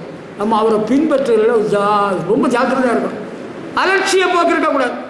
ரோம சபைக்கு பவுல் எழுதுறவர்கள் சொல்கிறாரு 12ஆம் அதிகாரம் 11ஆம் வசனத்தில், அசதியாயிராமல் ஜாக்கிரதையாயிருங்கள். அலட்சிய போக்காக இருக்கக்கூடாதுங்க. You are always negligent, you are careless. ரொம்ப கவனக்குறைவாக இருக்கிறீங்க. ஆண்டவரை பின்பற்றுறதுல நிறைய பேர் ரொம்ப அலட்சியமாக இருக்கிறாங்க. ரொம்ப அவங்களுக்கு நிர்விசாரமாக தெரியுது. நீங்கள் மற்ற மதத்தை சேர்ந்தது போல இல்லை, கட்சிக்காரனாக இருக்கிறது போல நினச்சிக்கிட்டாங்க. இதெல்லாம் ஒரு கட்சியாகும். நாங்களும் ஆளும் கட்சி ஆளாத கட்சி நிறுத்தியா கட்சிக்காரன். உனக்கு ஆண்டவருக்கு என்னையா சம்பந்தம்? கட்சிக்காரனே வெளியே போ, உனக்கு இங்கே வேலை இல்லை. கட்சிக்காக நம்ம ஆண்டவரை பின்பற்றல. இதை 12:11 என்ன சொல்கிறாரு? நம்ம ஆண்டவரிடத்தில் அலட்சியமாக அசதியாக இருக்கக்கூடாது. Don't be lazy. அசதின்னா தெரியுதா? உடம்புக்கு ரொம்ப முடியலைங்க, ரொம்ப அசதியாக இருக்குது. அசதியாக இருக்குன்னா அதுக்கேற்றபடி சாப்பிடுங்க, தண்ணியை குடிங்க, வெந்நியை குடிங்க, உடம்பை பார்த்துடுங்க, அதெல்லாம் கரெக்ட் தான். Never be lazy. ஆண்டவரை பின்பற்றுறதுக்கு நமக்கு தெரியுதா? அதிகாலமே தேடுவீரே, ஆர்வமுடன் நாடுவீரே, அதிகாலமே உண்மை தேடுகிறேன். எல்லாம் ஒரு அலட்சியம்தான். ஆண்டவர் என்ன கொண்டு போட்டுருவாரா? நரகத்தில் போட்டுருவாரா? நீர் என்னுடைய தேவன், அதிகாலமே உண்மை தேடுகிறேன். நான் ஆண்டவரை அறிஞ்ச பிறகு I should never be lazy. உடம்பு முடியலையா, டேக் ரெஸ்ட். உனக்கு உடம்பு முடியலையா, ரெஸ்ட் எடுத்துக்க. ஆண்டவர் அறிஞ்ச பிறகு சோம்பேறியே எறும்பினிடத்தில் போய் கற்றுக்கொள் என்று சொல்கிறார். 50 ரூபா கையில் இருந்தால் அடுத்த நாள் வேலைக்கு போக மாட்டான். நான் விசுவாசி. நீ விசுவாசியா? நீயா விசுவாசி? அப்படி இருக்கக்கூடாது. எனக்கு உடம்பு வலிக்குது. யாருக்கு தான் உடம்பு வலிக்கல? காற்று வீசுது, மழை அப்பப்போ பெய்யுது, எனக்கு தான் உடம்பு வலிக்குது, உங்களுக்கு தான் வலிக்குது. வயசானவங்களுக்கு ரொம்பவே வலிக்குது, நான் ஒத்துக்கொள்கிறேன். ஆனால் உங்களுக்கு மனசில் சுறுசுறுப்பாக இருக்கணும்னு ஒரு எண்ணம் வருதா? இன்னைக்கு பள்ளிக்கூடத்துக்கு லீவுன்னா இன்னைக்கு சுக வழியாக தூக்காப்பா. இன்னைக்கு வேலை இல்லையா, ரூமை அடைச்சிக்கிட்டு நல்லா தூங்கிடுங்க. Do something at home. வீட்டில் கொஞ்சம் வேலை செய்யுங்க. இன்னைக்கு அலுவலகம் லீவு தானா, எங்கேயாவது போயிடுவோமா? விருந்துக்கு போயிடுவோமா? நீங்கள் விருந்துக்கு போகிறதா வெளியூருக்கு போகிறதா நான் ஆட்சேபிக்க வரவில்லை.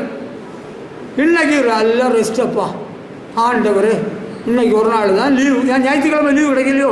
ஞாயிற்றுக்கிழமை தான் நீங்கள் எல்லாம் சபைக்கு வர சொல்கிறீங்கல்ல. இங்கே எங்கே லீவு இருக்குது மனுஷனுக்கு? எங்களுக்கு லீவாக இருக்குது. அசதியாக இருக்கக்கூடாது. ஆண்டவர் அறிஞ்ச பிறகு நான் ஒரு உண்மையை உங்களுக்கு சொல்லி காட்டட்டுமா? இயேசு கிறிஸ்து தூங்கிட்டு இருந்த எவனையா தட்டி எழுப்பி என்கின்றே வா, நான் உன்னை மனுஷனை பிடிக்க அப்படின்னு சொன்னாரா பாப்பா? இல்லை. He never called a lazy fellow to follow him. அவரை பின்பற்றுறவங்க ஒரு சோம்பேறி பேரை ஆண்டவர் கூப்பிடல. மீன் பிடிக்கிறவங்க ரொம்ப பிஸியாக இருப்பாங்க. முதல்ல மீன் பிடிக்கிறவங்கள பார்த்துருக்கீங்களா? தூண்டில் போட தெரியுமா உனக்கு? எனக்கு தூண்டில் போட தெரியும். எங்கள் அப்பா மீனவர் அல்ல, நான் மீனவனின் மகனும் அல்ல, ஆசிரியருடைய மகன். I know how to catch a fish. படகுல மீன் பிடிக்கிற பார்த்துருக்குறேன். கோட்டப்பட்டணத்தில் அங்கே சில கிறிஸ்தவ சகோதரர்கள் மீன் பிடிக்க போனாங்க. அந்த ஸ்டீம் போட்டில், பெரிய போட்டில் 2 மணி நேரம் கடலுக்குள்ளே கூட்டிகிட்டு போனாங்க. பாஸ்டர் வாங்க, எப்படி நாங்கள் மீன் பிடிக்கிறோம் பாருங்கள். என்ன விறுவிறுப்பாக சுறுசுறுப்பாக இருக்கிறாங்க. ஹல்லேலூயா. எனக்கு ரொம்ப சந்தோஷமாக இருக்குது. நாங்கள் ஆண்டவரை அறிஞ்ச பிறகும் எங்களுக்கு தூக்கமாக வருது. பாட்டு பாடுறவர்களே தூக்கம் வருது, பிரசவம் பண்ணுறவர்களே தூக்கம் வருது. ஆமேன்னு சொல்லி முடிக்கலாலே 7 தடவை வாயை பிளந்தாச்சு. கேவலமாக இல்லை? Be active you children of God. ஆண்டவரை அறிந்த பிறகு சுறுசுறுப்பாக இருக்கிறேன். ஹல்லேலூயா. என்னுடைய வேலையை செய்வதில் சுறுசுறுப்பு, நான் ஆண்டவரை ஆராதிப்பதில் சுறுசுறுப்பு. I don't come late to worship the Lord. நான் நல்ல சுறுசுறுப்பாக இருக்கிறேன். ஆண்டவர் தந்த பலத்துக்கு தக்கதாக சுறுசுறுப்பு இருக்குது. ஹல்லேலூயா, சுறுசுறுப்பு இருக்குதா? இருக்குதா? அந்த சிமியோன் தேவ ஆவியின் ஏவுதல்னால தேவாலயத்துக்கு வந்தார். தேசபாலனை கண்டார். கண்டேனன் கண்குளிர கர்த்தனை இன்று கண்டேனன் கண்குளிர. பசுத்தாவியான ஒரு ஏவுதலை தரத்தான் செய்கிறார். நீ தூங்கிட்டே கிடப்ப, நான் கொஞ்ச நேரம் தூங்குறேன். உங்கள் அம்மா எழுப்பி தான் பார்க்குறாப்புல. உங்கள் அம்மா அப்பா எழுப்பி பார்க்குறாங்க. யார் எழும்புறா? எழும்புறவன் எழும்புறான், எழும்பாதவன் தூங்குறான். தூங்குறவனை விட்டுறடா. திருப்பி சொல்ல, உனக்கு உடம்பு முடியலையா? Take rest. நீ எழுப்பார். உடம்புக்கு என்னைக்குமே முடியலையா? எப்படா புருஷன் வெளியே போவான், வேலைக்கு போவான், கதவை சாத்து.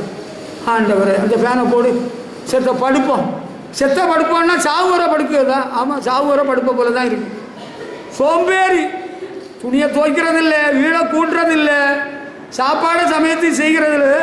சாப்பாடு செய்யிருக்க நீங்கள் ஹோட்டலில் போய் கொஞ்சம் வாங்கிட்டு வந்துருங்க, 2 புரோட்டா வாங்கிட்டு வந்துருங்க, 4 இட்லி வாங்கிட்டு வந்துருங்க.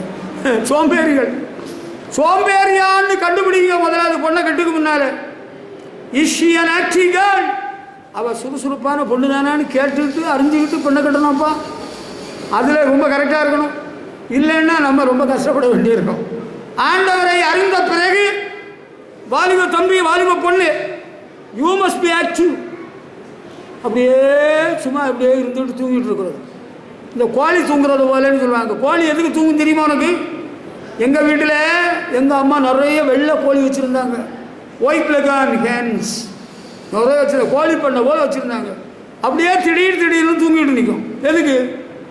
அதுக்கு தூக்கம் வந்தில்லை, சாகுறதுக்கு தூங்கிட்டு இருக்கும்.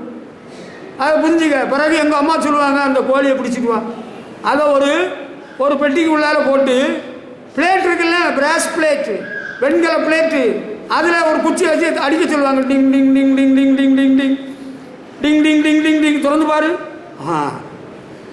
இப்போ சரியாகி விட்டுரு.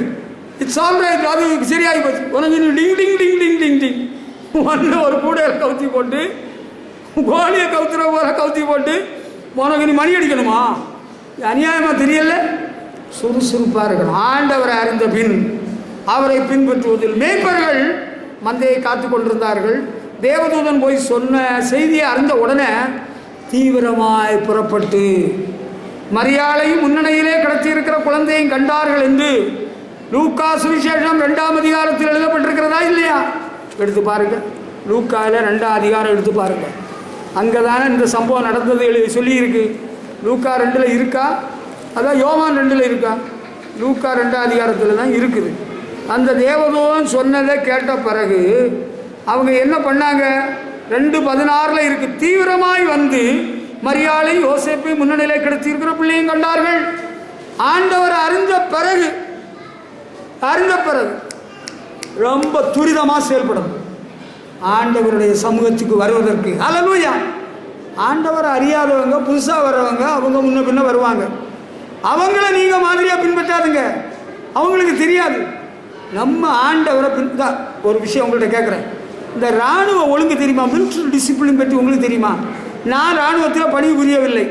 ஆனால் இராணுவத்தில் பணிபுரிந்தவரிடத்தில் பேசியிருக்கிறேன், பழகி இருக்கிறேன். அங்கே என்ன செய்வாங்க?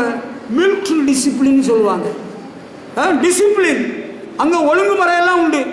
அவன் தோணு இடத்துல எல்லாம் தூங்கலாம், கிடைச்சதெல்லாம் தின்னலாம். அப்படி இல்லை. ஒரு டிசிப்ளின் லைஃப். ஆண்டவர் அறிந்த பிறகு நம்ம வாழ்க்கை ஒழுங்குபடுத்தப்பட்ட வாழ்க்கை. புரிந்துகொள். எங்கேயும் போகலாம், எங்கேயும் வரலாம். கல்யாணத்துக்கு முன்னால் அப்பா அம்மாவுக்கு தெரியாமல் எங்கேயும் போன, எங்கேயும் வந்த. கல்யாணத்துக்கு பிறகு புருஷனுக்கு தெரியணும், நீ எங்கேயும் போனோம், எங்கேயும் வரணும். அவெல்லாம் குடும்பத்தில் பிறந்த குடும்பத்துக்குரிய பொண்ணு. அப்படி இல்லாதவ சும்மா ஊர் சுற்றுற கல்லை, அவெல்லாம் குடும்பத்துக்கு லாயக்கப்படாது, சரி வராது. ஆமாம் ஆமாம். இதான் எங்கேயாவது அலைஞ்சிட்டு தெரியக்கூடாது. மேய்ப்பர்கள் அந்த செய்தியை கேட்டதும் தீவிரமாய் போய் பார்த்து சந்தோஷப்படுறாங்க. ஹல்லேலூயா. ஆண்டவர் காரியத்தில் தீவிரமாக செயல்படணும். ஆண்டவரை பற்றி அறிஞ்சிட்டோம். நமக்கு பைபிள் ஸ்டடி 6:30 மணி, நமக்கு லேட் ஆகிடக்கூடாது, ஓடுவோம். எனக்கு நினைவு இருக்குது. நான் பள்ளிக்கூட நிர்வாக பொறுப்பில் இருக்கிற வேளையில், பைபிள் ஸ்டடிக்கு சபைக்கு போகிற வேளையில், நான் பைபிள் ஸ்டடி நடத்தலை. ஒரு தேவ மனுஷன் நடத்துகிற வேளையில் ஓடியாக போவோம். ஒரே ஒரு நாள் நான் லேட் ஆகிட்டேன். என்ன தெரியுமா? எங்கள் அண்ணன் சொன்னாப்புல கோப்டெக்ஸில் இருந்து WST1 புதுசாக வாங்கிட்டு வந்திருந்தாங்க. நான் எல்லா நாளும் பேன்ஸில் போகிறவன், ஒரு அன்னைக்கு வேஸ்ட்டு கொடுத்துட்டு போவோமேன்னு சொல்லி ஒரு ஆசையில் வீட்டில் லுங்கி தான் உடுப்போம், வெளியே வேஷ்டியை உடுத்துட்டு போவோமேன்னு வேஷ்டி எடுத்தேன். எங்கள் அண்ணன் பெரிய அண்ணன் சொன்னாப்புல, நீ வேஷ்டியை உடுத்து இன்னைக்கு பிந்தி போயிடுவ, நீ சீக்கிரம் பேஞ்சை போட்டுட்டு மரியாதையாக வான்னு சொன்னார். இல்லை அண்ணன் நான் இதாக வந்துடுறேன். I was late for some minutes. எங்கள் அண்ணன் என்ன பார்த்தாப்புல, I understood what for you look at me. பிந்தக்கூடாது. அதுக்கப்புறம் படிச்சுக்கிட்டேன், ஓஹோ நம்ம எந்த காரணத்தை முன்னிட்டும் ஆண்டவர் சமூகத்துக்கு போகிறதுக்கு பிந்தக்கூடாது. நான் காலையிலே ஆயத்தமாகி உனக்கு நேரே வந்து காத்திருப்பேன் தாவீது சொல்கிறார். நான் ஆண்டவர் அறிஞ்சவன் அப்பா, ஆண்டவர் அறிஞ்சவன். நான் சோம்பேறித்தனத்துக்கு இடம் கொடுக்க மாட்டேன், துரிதமாக வேகமாக செயல்படுகிறவன். ஆண்டவர் சமூகத்துக்கு வருவதற்கு செயல்படுகிறேன். கேட்டீங்களா? தீவிரமாய் செயல்பட வேண்டும். இன்றைக்கி ஞாயிற்றுக்கிழமை, இன்றைக்கு தாங்க நமக்கு ஒரு ரெஸ்ட்டு. இன்றைக்கி தான் கொண்ட மீன் இன்றைக்கி தான் கறி தின்ற நாளா? உடம்புல இருக்கிற கறி பத்தலையா? நான் உங்கள்கிட்ட கேட்கல. இன்றைக்கி கறி இல்லைன்னா என்னங்க சாப்பாடு? ஞாயிற்றுக்கிழமை ஒரு நாள் தான் நல்ல கறியோ நல்ல மீனோ எடுத்து நம்ம குழந்தை குட்டிகளோடு தின்ன முடியும். மற்ற நாள் எல்லாமே அப்படி பண்ண முடியும். நீ கறியோ மீனோ எப்படின்னு தின்னு உடம்பை வளர்த்துக்க. நான் இடையில வரல. I am not here to comment on that. ஆனால் are you coming on time? பிந்தக்கூடாது. தீவிரமாய் வேகமாய் துரிதமாய் நான் செயல்படுகிறேன். Because I know my lord. எனக்கு ஆண்டவரை தெரியும். அதனால ஹல்லேலூயா. அடுத்து ஆண்டவரை என்ன செய்யணுமா? மத்தேயு 2ஆம் அதிகாரம் அதில் லூக்கா 2:20 படிங்க. அந்த மேய்ப்பர்கள் தேவனை மகிமைப்படுத்தி துதித்து கொண்டு போனார்கள். ஆண்டவரை மகிமைப்படுத்தி இருக்கிறாங்க. நான் ஆண்டவரை அறிஞ்சோம் அப்பனே. அதனால என் வாழ்க்கையில் ஆண்டவரை ஒவ்வொரு நாளும் நான் மகிமைப்படுத்துகிறேன். துதிப்போ அல்லேலூயா பாடி மகிழ்வோ மகிமனை போற்றி. மகிமை தேவ மகிமை, தேவ தேவனுக்கே மகிமை. அல்லேலூயா. மகிமை தேவ மகிமை, தேவ தேவனுக்கே மகிமை. ஹல்லேலூயா. என்ன? ஆண்டவரை மகிமைப்படுத்தி துதித்து கொண்டு போயிருக்கிறார்கள். நம்ம ஆண்டவரை அறிஞ்ச பிறகு ஒவ்வொரு நாளும் அவரை மகிமைப்படுத்தணும். கடந்த நாளில் இந்த நாளை தந்தீரே நன்றி ராஜா. பிஷப் அழகாக பாடுவார்கள். அது என்ன பாட்டு? நன்றி ராஜா, கடந்த நாளில் காத்தீரே, இந்த நாளை தந்தீரே.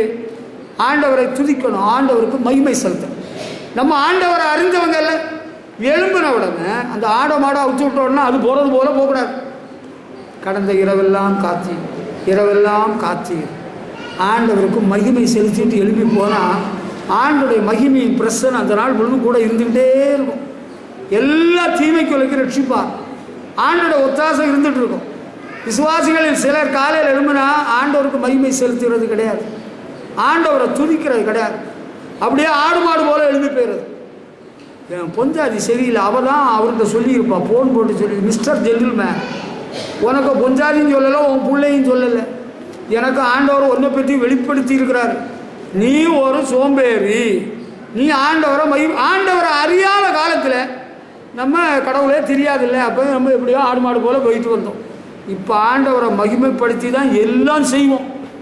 வீடை பால் காய்ச்சாலும் சரி, கல்யாணம் ஆனாலும் சரி, பிறகு வேறு என்னெல்லாம் விசேஷம் இருக்கோ எல்லாம் தான். கிறிஸ்மஸ் கொண்டாட்டமோ உயிர்த்தெழுதலோ புது வருஷமோ ஆண்டவருக்கு மகிமை செலுத்தி அவரை துதிக்கிறது தாங்க. நம்ம ஆண்டவரை அறிஞ்சவங்க பார்த்தீங்களா? எல்லா கணத்துக்கும் மகிமைக்கும் ஆண்டவர் பார்த்துடா இருக்கிறார். கேக்கு வெட்டுறாங்களாம் பிறந்த நாளுக்கு. கேக் வெட்டக்கூடாது நான் விளக்குனேண்ணா? நான் விளக்கு இல்லையே. கேண்டில்ஸ் கொளுத்தி கேக் வெட்டுங்க, கல்யாணத்துலேயும் கேக் வெட்டுங்க. ஆனால் இது அவுட் ஆஃப் ஃபேஷன். என்ன கேக்கெல்லாம் வெட்டுறதெல்லாம் அவுட் ஆஃப் ஃபேஷன். அவன் ஒரு வேளை சாப்பிட்றதுக்கு வசதி இல்லாமல் இருக்கிற வேளையில் 500 ரூபா 1000 ரூபாய்க்கு கேக் வெட்டி தின்றாங்களா? நீங்கள் தின்னுங்க, எனக்கு வேண்டாம் உங்கள் கேக்கு. எனக்கு கேக்கு தின்னணும்னு ஆசை இல்லை. அது இருக்கட்டும். இப்போ தேவனுக்கு மகிமை செலுத்துதல். ஹல்லேலூயா. நம்ம ஆண்டவர் அறிஞ்சிருக்கிறோம். மகிமை உமக்கண்டோ, மாட்சிமை உமக்கண்டோ, துதியும் புகழும் ஸ்தோத்திரமும் தூயவர் உமக்கண்டோ. ஹல்லேலூயா. அன்பான பிள்ளைகளே, ஆண்டவருக்கு மகிமை செலுத்துகிற பழக்கம் உங்களுக்கு இருக்கா? I have known my Lord, so I never failed to honor him. ஆண்டவரை நான் மகிமை செலுத்த நான் தவறவே மாட்டேன். Even if I fall sick, நான் வியாதி படுக்கையில் இருந்தாலும், in all these years you have been so good to me, Lord. இத்தனை ஆண்டுகள் எனக்கு நீ நல்லவராகவே இருந்தீர். Even now you are good to me. இந்த வியாதியிலும் என்னை நீர் சுகமாக்குகிறவர். ஹல்லேலூயா.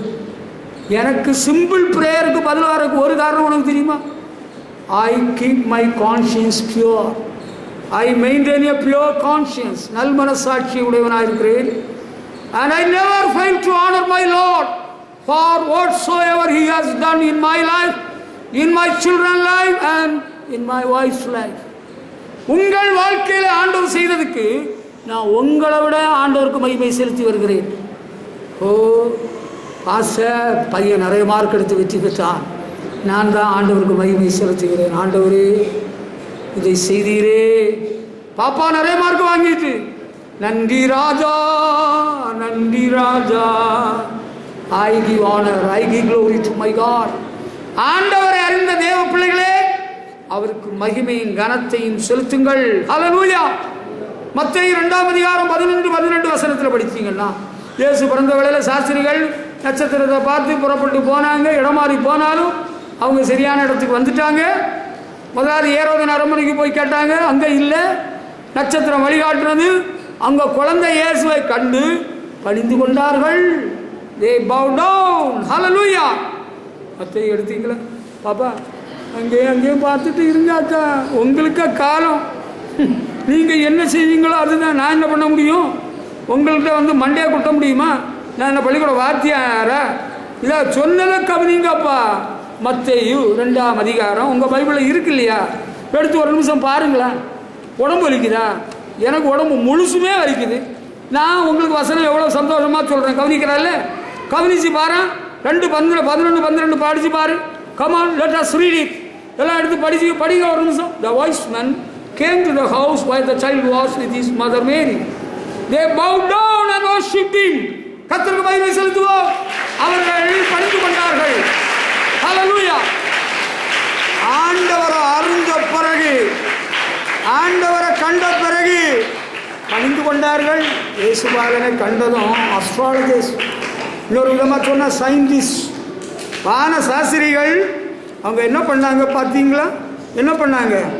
அவங்க பணிந்து கொண்டார்கள். அப்படித்தானே நம்ம படித்தோம். புரியுதா? You follow me? புரியுது உங்களுக்கு? ஆண்டவரை அறிஞ்ச பிறகு அவரை பணிந்து கொள்ள வேண்டும். நம்ம முன்னால் அப்படி நிமிர்ந்து நடப்போம். கோயிலுக்கு போனாலும், எங்கே போனாலும், சாமிகிட்டையோ மாமிகிட்டையோ எங்கே போனாலும் நம்ம நிமிர்ந்து நடக்கிற ஒரு கூட்டம். இப்போ அப்படி இல்லைங்க. சாத்தாங்கமாய் விழுந்து அதை பணிந்து கொண்டார்கள். ஹல்லேலூயா. யாரை? இயேசு பாலனை. மாதாவே இல்லை. அப்பா மாதாவேன்னு தப்பாக நினச்சிக்கிட்டாங்க. மாதாவை வணங்கல. இந்த வானசாஸ்திரிகள் எத்தனை பேருன்னு தெரியவில்லை. 2க்கு மேலானவர்கள் உண்மை, 2 அல்லது அதுக்கு மேலே, அதுதான் உண்மை. அவங்க அந்த இயேசு குழந்தையை கண்டதும் பணிந்து கொண்டார்கள். சாஷ்டாங்கமாய் விழுந்து பணிந்து கொண்டார்கள். ஒரு உண்மை சம்பவம். தாராபுரத்தில் பிஷப் டாப் காலேஜி அந்த அடிக்கல் நாட்டு விழா அன்றைக்கு bishop Paulraj, right reverend bishop Paulraj வந்திருந்தார். Very big Bible scholar. எனக்கு பெங்களூரில் பைபிள் காலேஜில் கிளாஸ் எடுத்தார். தேவ மனுஷன். அவர் 1000 கோலெல்லாம் கொண்டு வந்திருந்தார். சரியா? அவர் என்ன பண்ணார் தெரியுமா? அந்த புல்லு காட்டில், அந்த மண்ணில் அப்படியே சாஷ்டாங்கமாக உபாசத்தோடு வந்திருந்தார். சாஷ்டாங்கமாக விழுந்து ஆண்டவரை பணிந்து கொண்டு அந்த அடிக்கல்லை நாட்டினார். சிறப்பான ஒரு நல்ல காலேஜை ஆண்டவர் அங்கே ஏற்படுத்தி இருக்கிறார். It's a very good college in Dharapuram. சாஷ்டாங்கமாய் பணிந்து கொண்டார்களப்பா. ஆண்டவரை அறிஞ்சவங்க. ஆண்டவரை அறியாதவங்க காலை பிடிக்கிறாங்க, வாயை பத்துறாங்க. அவங்க எப்படியோ கையை கட்டி வாயை பற்றி காலில் பாதரட்சை இல்லாமல் நிற்கிறான். ஆண்டவரை அறிஞ்சப்புறம் காலில் கொழுப்பு ஏறுதான். அவனுக்கு கொழுப்பு காலையாக ஏறுதா? காலையா கொழுப்பு ஏறுது? அவன் நாக்கிலாம் கொழுப்பு ஏறி வாயில் வந்து பேசுகிறான். உனக்கு காலில் கொழுப்பு ஏறுதா?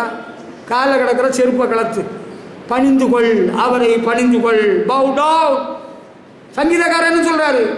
நான் இப்போ சொல்ல வந்தது விதிவிலக்கு இருக்குது. There is an exemption for some people. முழங்கால் படியிட முடியாதவர்கள், கீழே முட்டி போட முடியாதவர்கள் விதிவிலக்கு. நீங்கள் நின்றுக்கிடலாம். நின்று கொண்டு ஆண்டவரை பணிந்து கொள்ளலாம், தவறில்லை. உனக்கு கால் வழங்குதில்லை, மொட்டி போட முடியுதில்லை. முடியாதவங்களை பார்த்துட்டு நீ என்ன பெரிய ஆளாக பார்க்குற? வயசானவங்க முடியாதவங்க சேரில் இருக்கிறாங்க, நம்ம கீழே இருக்கிறோம். All right, well and good. இப்போ பணிந்து கொண்டார்கள். தேவனை அறிந்தவர்கள். நம்ம ஆண்டவரை அறியாத காலத்தில் எல்லாம் மேலும் கீழும் இங்கே அங்கே பார்த்துட்டு இருந்தோம். இப்போ பணிந்து கொண்டோம். அல்லேலூயா. அடுத்தவங்க என்ன செய்தாங்க? காணிக்கை செலுத்துகிறாங்களாம். ஆண்டவரை அறிஞ்ச பிறகுதான். நீங்கள் ஆண்டவரை அறிவிக்க முன்னாலே அங்கே திருப்பதிக்கும் வேற எங்கே நாகூர் ஆண்டவருக்கும் வேளாங்கண்ணி மாதாவுக்கும் எல்லாம் காணிக்கை போட்டு வந்தவங்க தான். புதுசாக ஒன்றும் இல்லை. இப்போ இந்த சாஸ்திரிகள் சாஸ்திராங்கமாய் விழுந்து பணிந்து கொண்டார்கள். பொக்கிஷங்களை பொக்கிஷங்களை திறந்து அங்கே காணிக்கை போட்டு கொடுத்திருக்கிறார்கள். இது என்ன காட்டுகிறது? ஆண்டவரை அறிஞ்சவங்க. ஆண்டவர் ஏதாவது தருவாரா? உங்கள் கோயிலுக்கு வந்தால் என்ன தருவீங்க? உங்களுக்கு என்ன வேணும் நீங்கள் சொல்லுங்கள். உங்களுக்கு முதல்ல என்ன வேணும்? அப்பம் அவர் அளிப்பா, அடை துணி கொடுப்பா, எப்பொழுதும் வேண்டும் நலம் யாவையுமே தருவார். உனக்கு என்ன வேணும்? அம்மா உங்களுக்கு என்ன வேணும்? உனக்கு சுகம் வேணுமா? ஆண்டவர் சுகம் தருவார். உங்களுக்கு பலம் வேணுமா? ஐயா ஆண்டவர் உங்களை இது பலப்படுத்துவார். ஹல்லேலூயா. He is there to strengthen you today. கர்த்தருக்கு மகிமை. கடனை எனக்கு ஆண்டவர் தீர்ப்பாரா? கடனை தீர்ப்பார். கவலைகள் தீர்ப்பார், கண்ணீர் துடைப்பார், கடைசி மட்டும் கைவிடாதிருப்பார். நான் பாடுறது யாருக்கோ பாடுறேன். ஊசி மூஞ்சி மூடா, உனக்கு நானா புத்தி சொல்லணும்னு சொன்ன போல நீங்கள் இருக்கிற இருப்பை பார்த்தீங்கன்னா அவன் வாழ்க்கையை வருத்திடுவான். Be happy, rejoice in the Lord.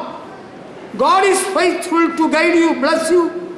ஆண்டவர் உன்னை வழி நடத்த உண்மையுள்ளவர், ஆசீர்வதிக்க உண்மையுள்ளவர். நான் ஆண்டவர் அறிஞ்சிருக்கிறேங்க. அவரை பணிந்து கொள்கிறேன். நான் அவருக்கு கொடுக்கிறேன், அவர் எனக்கு தருகிறார். எனக்கு அவர் தருகிறார், நான் அவருக்கு கொடுக்கிறேன். முதலாவது யார் கொடுக்குறார்? முதலாவது ஆண்டவர் எனக்கு தருகிறார், நான் அவருக்கு கொடுக்கிறேன். எனக்கு சந்தோஷமாக இருக்கிறது. ஹல்லேலூயா. அடுத்து இந்த சாஸ்திரிகள் வேற ரூட்டில் போயிட்டாங்க. They changed their route. பழைய ரூட்டுனா ஏரோது ராஜாவிட்ட போகணும். அது பெரிய ஆபத்து, பெரிய நஷ்டம், பெரிய பாதிப்பு. அவங்க ரூட்டை மாற்றிட்டாங்க. நம்ம ரூட்டை மாற்றணும். பழைய ரூட்டில் போகக்கூடாது. ஒரு பையன் வந்து சொல்கிறேன், பாஸ்டர் அந்த அன்னைக்கு அங்கே பிராண்டி ஷாப் பக்கத்தில் நின்றுட்டு இருந்தார். அண்ணன் அண்ணன் வந்திருக்கிறாரா? அண்ணனை காணலையே. ஆனால் அண்ணன் ஒருவேளை உண்மையிலே பிராண்டி ஷாப்பில் போய் குடிச்சிருப்பாரானா ஒத்துக்கிடுவார். என்கிட்ட ஒத்துக்கிடுவார். நான் போனது உண்மைதான், நான் குடித்தது உண்மைதான்னு ஒத்துக்கிடுவார். ஆனால் இனிமேல் போகக்கூடாது. இனி பாவம் செய்யாதே. சரியா? வேறு வழியாய் போனார்கள். ஆண்டவர் அறிஞ்ச பிறகு இனி பாவ வழியில் போகக்கூடாது, அந்த தப்பான வழியில் போகக்கூடாது. ஹல்லேலூயா. ரூட்டை மாற்றிடணும். நம்ம அந்த வழியாக போனால் பாவம் செய்ய வேண்டியது வந்துடும்னா சேஞ்ச் யுவர் ரூட். அந்த ரூட்டே போக வேண்டாம். அடுத்து ஆண்டவர் அறிஞ்ச பிறகு லெட் அஸ் பி ஃபாஸ்ட். அப்போஸ்தலர் 8ஆம் அதிகாரம் 34லேருந்து 36 வரையில் படிக்கிற வேளையில் அவங்க சத்தியத்தை அறிந்த பிறகு, ஆண்டவரை அறிஞ்ச பிறகு அவங்க என்ன பண்ணியிருக்கிறாங்கன்னு தெரியுமா? அப்போஸ்தலர் 8ஆம் அதிகாரம் 34லேருந்து 36 அவர்கள் ஞான ஸ்நானம் பெற்றிருக்கிறார்கள். ஞான ஸ்நானம் பெற்றாச்சா? நாங்கள் ஆண்டவரை அறிஞ்சிட்டீங்கல்ல. இனி நீங்கள் ஆண்டவரை உண்மையாய் உறுதியாய் பின்பற்றுவீர்கள் என்பதற்கு அவரோடு ஒரு உடன்படிக்கை பண்ண வேண்டும். நீங்கள் அதுக்கு கொஞ்சம் முன்வரணும். It is not compulsory. இது கண்டிப்பாக சொல்கிறதில்லை, கட்டாயம் இல்லை. இது நீங்களாக மனதார முன் வந்து நீங்கள் செயல்படணும். நான் ஆண்டவரை அறிஞ்சிட்டேன் பாஸ்டர், சிஸ்டர், நான் ஆண்டவரை அறிஞ்சிட்டேன். இனி அவர் தான் என்னுடைய தெய்வம், நான் அவரை தான் பின்பற்றுவேன், நான் அவர் வழியில் தான் நடப்பேன் அப்படின்னா நீங்கள் என்ன செய்யலாம்? நீங்கள் ஞான ஸ்நானம் பெற்றுக்கொள்ளலாம். அந்த பிலிப்பு கந்தாவே மந்திரியிடத்திலே இயேசு கிறிஸ்துவின் பாடுகளை குறித்து விளக்கமாக சொல்கிற வேளையில் அந்த மந்திரியே கேட்குறான், தண்ணி இருக்குதா ஞான ஸ்நானம் நீங்கள் கொடுக்கலாமே. அப்போ அந்த பிலிப்பு சுவிசேஷகன் என்ன சொன்னார்? நீர் முழு இருதயத்தோடு விசுவாசித்தால் தடையில்லை.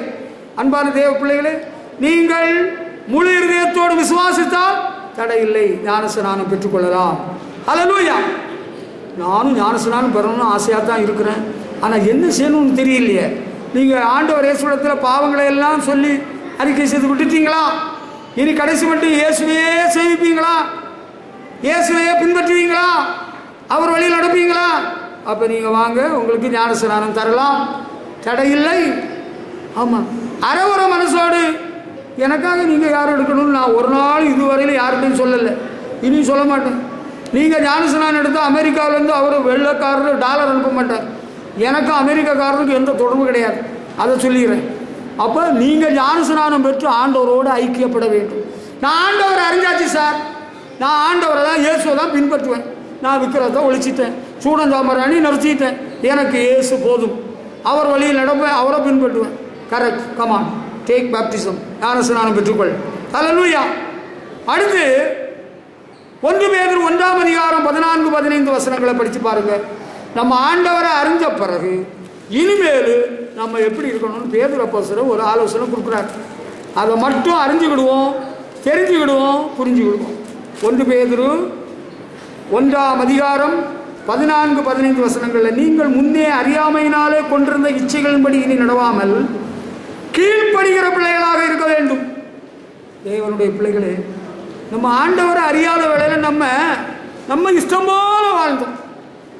பீடியை குடித்தோம், வெத்திலையை போட்டோம், கல்லை குடித்தோம், சினிமாவை பார்த்தோம், பான்பராக்கு போட்டோம், கெட்ட வார்த்தை பேசினோம், சண்டை போட்டோம், திருடுனோம், என்னெல்லாமோ பண்ணோம். நம்மகிட்ட இல்லாத கெட்ட குணம் வேற யார்கிட்டையும் இல்லை. அப்படிதான், அப்படித்தானே? ஆமாம், அப்படிதான். முன்னால ஆண்டவர் அறியாத வேளையில் அப்படி இருந்தீங்கப்பா. இனிமேல் அப்படி இருக்கக்கூடாது. இனிமேல் ஆண்டவருக்கு அவருக்கு வார்த்தைக்கு கீழ்ப்படுகிற பிள்ளைகளாக இருக்கணும். நம்ம இப்போ ஒரு ஒழுங்குமுறைக்கு வந்துட்டோம். ஆண்டவர் ஒழுங்குள்ள தேவன், பாவம் இல்லாதவர், பரிசுத்தர். அவருக்கு நம்ம கீழ்ப்படியணும், அவருக்கு வார்த்தை கீழ்ப்படியணும். அதை ஒத்துக்கிடுறீங்களா? ஒத்துக்கிடுறவங்க ஆண்டவருக்கு மகிமை செலுத்துங்க தம்பி. இனிமேல் நம்ம ஆண்டவர் அறியாத வேளையில நம்ம யாரையும் மதிக்க மாட்டோம், யாருக்கும் செவி கொடுக்க மாட்டோம். உனக்கு வேலையை நீ பாருயா, நான் என் வேலையை பார்க்குறேன், எனக்கு பணத்தில் நான் கள்ள குடிப்பேன், சாராயம் குடிப்பேன், சினிமா பார்ப்போம், உனக்கு என்னையா? அப்படி ஒரு காலம். இப்போ ஆண்டவர் அறிஞ்சிட்டோம். இனிமேல் முன்னால் உள்ளது போல பாவ இச்சைகள், பாவ ஆசைகளுக்கு நம்ம அடிமைப்பட மாட்டோம். அதெல்லாம் விட்டு அறிஞ்சிடுவோம். நம்ம ஆண்டவருக்கும் அவருக்கு வார்த்தைக்கு கீழ்ப்படிவோம். அதுதாங்க basic principle in Christian life. நீங்கள் இதை கடைபிடிக்கிறீங்கன்னா you will enter into the kingdom of God. நீங்கள் தேவனுடைய ராஜ்யத்தில் பிரவேசிப்பீர்கள். ஆண்டவரை நான் அறிஞ்சிருக்கிறேன், நான் ஆண்டவரை அறிஞ்சிருக்கிறேன், ஆனால் எதையும் விட மாட்டேன். நான் யாருக்கும் கீழ்ப்படிய மாட்டேன். நீங்கள் யார் என்ன சொன்னாலும் நான் கேட்க மாட்டேன். You are wrong, you are very bad. அன்பான பிள்ளைகளே, பெற்றோர், நீங்கள் என்ன செய்யணும்? ஆண்டவர் நம்ம அறிஞ்சிட்டு பார்த்தியா, இனி ஆண்டவருக்கு வார்த்தை என்னதோ அதை நான் மீற மாட்டேங்க. தேவனுடைய வார்த்தையை பார்த்து சொல்கிறாரா, அதை மீறி நான் எதையும் செய்ய மாட்டேன். That is right. நான் என் சுயமாக எதையும் உங்களுக்காக சுயலாபத்துக்காக இதுவரையிலும் யாருக்கும் எதுவும் சொல்லலப்பா, இனியும் சொல்ல மாட்டேன். we are here to tell the truth. சத்தியத்தை உங்களுக்கு சொல்கிறோம். ஃபார் யுவர் குட், உங்கள் நன்மைக்காக. இது கீழ்ப்படுவீங்களா? நீங்கள் ஆண்டவர் அறிஞ்சிருக்கிறீங்கல்ல, obey unto his voice. இன்று அவருடைய சத்தத்தை கேட்பீர்களாகில், வனாந்தரத்தில் இஸ்ரவேலர் இருதயத்தை கடினப்படுத்தின போல கடினப்படுத்தாதுங்க. ஹல்லேலூயா. இருதயத்தை கடினப்படுத்தக்கூடாது. ஆண்டோடைய வார்த்தைக்கு கீழ்ப்படியணும். அதுதான் ஆசீர்வாதம். அப்போ தான் ஆண்டவர் உங்களை வழி நடத்துவா. அடுத்து சொல்கிறாரு, அதுபோல் அடுத்து சொல்கிறாரு, பரிசுத்தராய் நான் உங்கள் அழைச்ச கடவுள் பரிசுத்தராய் இருக்கிற போல நீங்களும் பரிசுத்தமாக இருங்க. நடக்கல எல்லாவற்றும் நீங்கள் விரும்புகிறீங்களா? Do you like to be holy? நீங்கள் பரிசுத்தமாக ஆகணும் விரும்புகிறீங்களான்னு தான் கேள்வி. If you have the desire, you are longing to be holy for God, God will make you holy, blameless. Hallelujah. இந்த பந்தியின் சுபாவம் நமக்கு தேவையில்லை. நம்ம பந்தி அல்ல, நம்ம ஆடுகள். மந்தையின் மேய்ப்பனின் குரல் கேட்கும் சின்ன ஆட்டுக்குட்டி. ஆட்டுக்கு அசுத்தம் பிடிக்காது, பந்திக்கு தான் அசுத்தம் பிடிக்கும். நம்ம ஆண்டவர் பரிசுத்தர். முன்னால் இருந்த நம்ம பின்பற்றின சாமியை பற்றியெல்லாம் நமக்கு இப்போ ஆராய விவரிக்க தேவையில்லை. நம்ம இப்போ ஜீவனுள்ள தேவனை பின்பற்றுகிறோம். அவர் பரிசுத்தராகிய தேவன். நம்ம நடக்கையில் எல்லாவற்றிலும் பரிசுத்தமாக இருக்கணும்னா ஆண்டவர் அறிஞ்சிருக்கிறேன். அதனால இதை தொடமாட்டேன், இது அசுத்தமானது, இது பாவமானது, இது எனக்கு வேண்டாம், நான் உபயோகிக்கிறதை நிறுத்திவிட்டேன். நீங்கள் நான் இருக்கிற வேளையில் டிவியில் இந்த படத்தை போடாதுங்க, எனக்கு பிடிக்காது. இல்லைன்னா நான் என் வீட்டுக்கு போக வேண்டி வந்துடும், எனக்கு ஒத்துக்கிடாது. இந்த சூடன் சாம்பிராணி கூட நீங்கள் இன்னொரு நாள் போட்டுக்கிடுங்க, நான் உங்கள் வீட்டுக்கு கெஸ்ட்டாக வந்திருக்கிறேன், நீங்கள் கோச்சிக்கிடாங்க, கொஞ்சம் பொறுத்துக்கிடுங்க, எனக்கு ஒத்துக்கிடலை, கொஞ்சம் பொறுத்துக்கிடுங்க. அல்லேலூயா. நான் எதை சொல்ல வர்றேன் உங்களுக்கு புரியுதுன்னு நினைக்கிறேன். நான் ஆண்டவர் அறிஞ்சிட்டேன், இனிமேல் எந்த பாவ காரியத்தையும் நான் செய்ய விரும்பல, உடன்பட மாட்டேன், கை கொடுக்கவும் மாட்டேன். ஹல்லேலூயா. நீங்கள் ஒத்துக்கிட்டீங்களா? Do you want to be holy? நீங்கள் பரிசுத்தமாக இருக்க விரும்புகிறீங்களா? ஆண்டவருக்கு முன்பாக குற்றமற்றவர்களாக இருக்க விரும்புகிறீங்களா?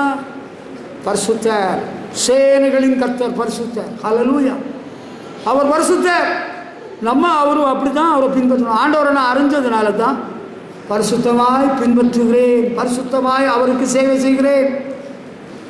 ஆண்டவர் அறியலைன்னா நம்ம எப்படியும் வாழலாம், எங்கேயும் போகலாம், எங்கேயும் வரலாம். இப்போ ஆண்டவர் அறிஞ்சிட்டதுனால, அவர் பரிசுத்தராக இருக்கிறதுனால நம்மவும் பரிசுத்தமாக இருக்கணும். Amen. Hallelujah. May God help you all. ஆண்டவர் உங்கள் அனைவருக்கும் உதவி செய்வாராக. நீங்கள் இப்போ ஆண்டவரிடத்தில் கேட்ட வசனத்துக்கு ஒப்பு கொடுக்குற நேரம்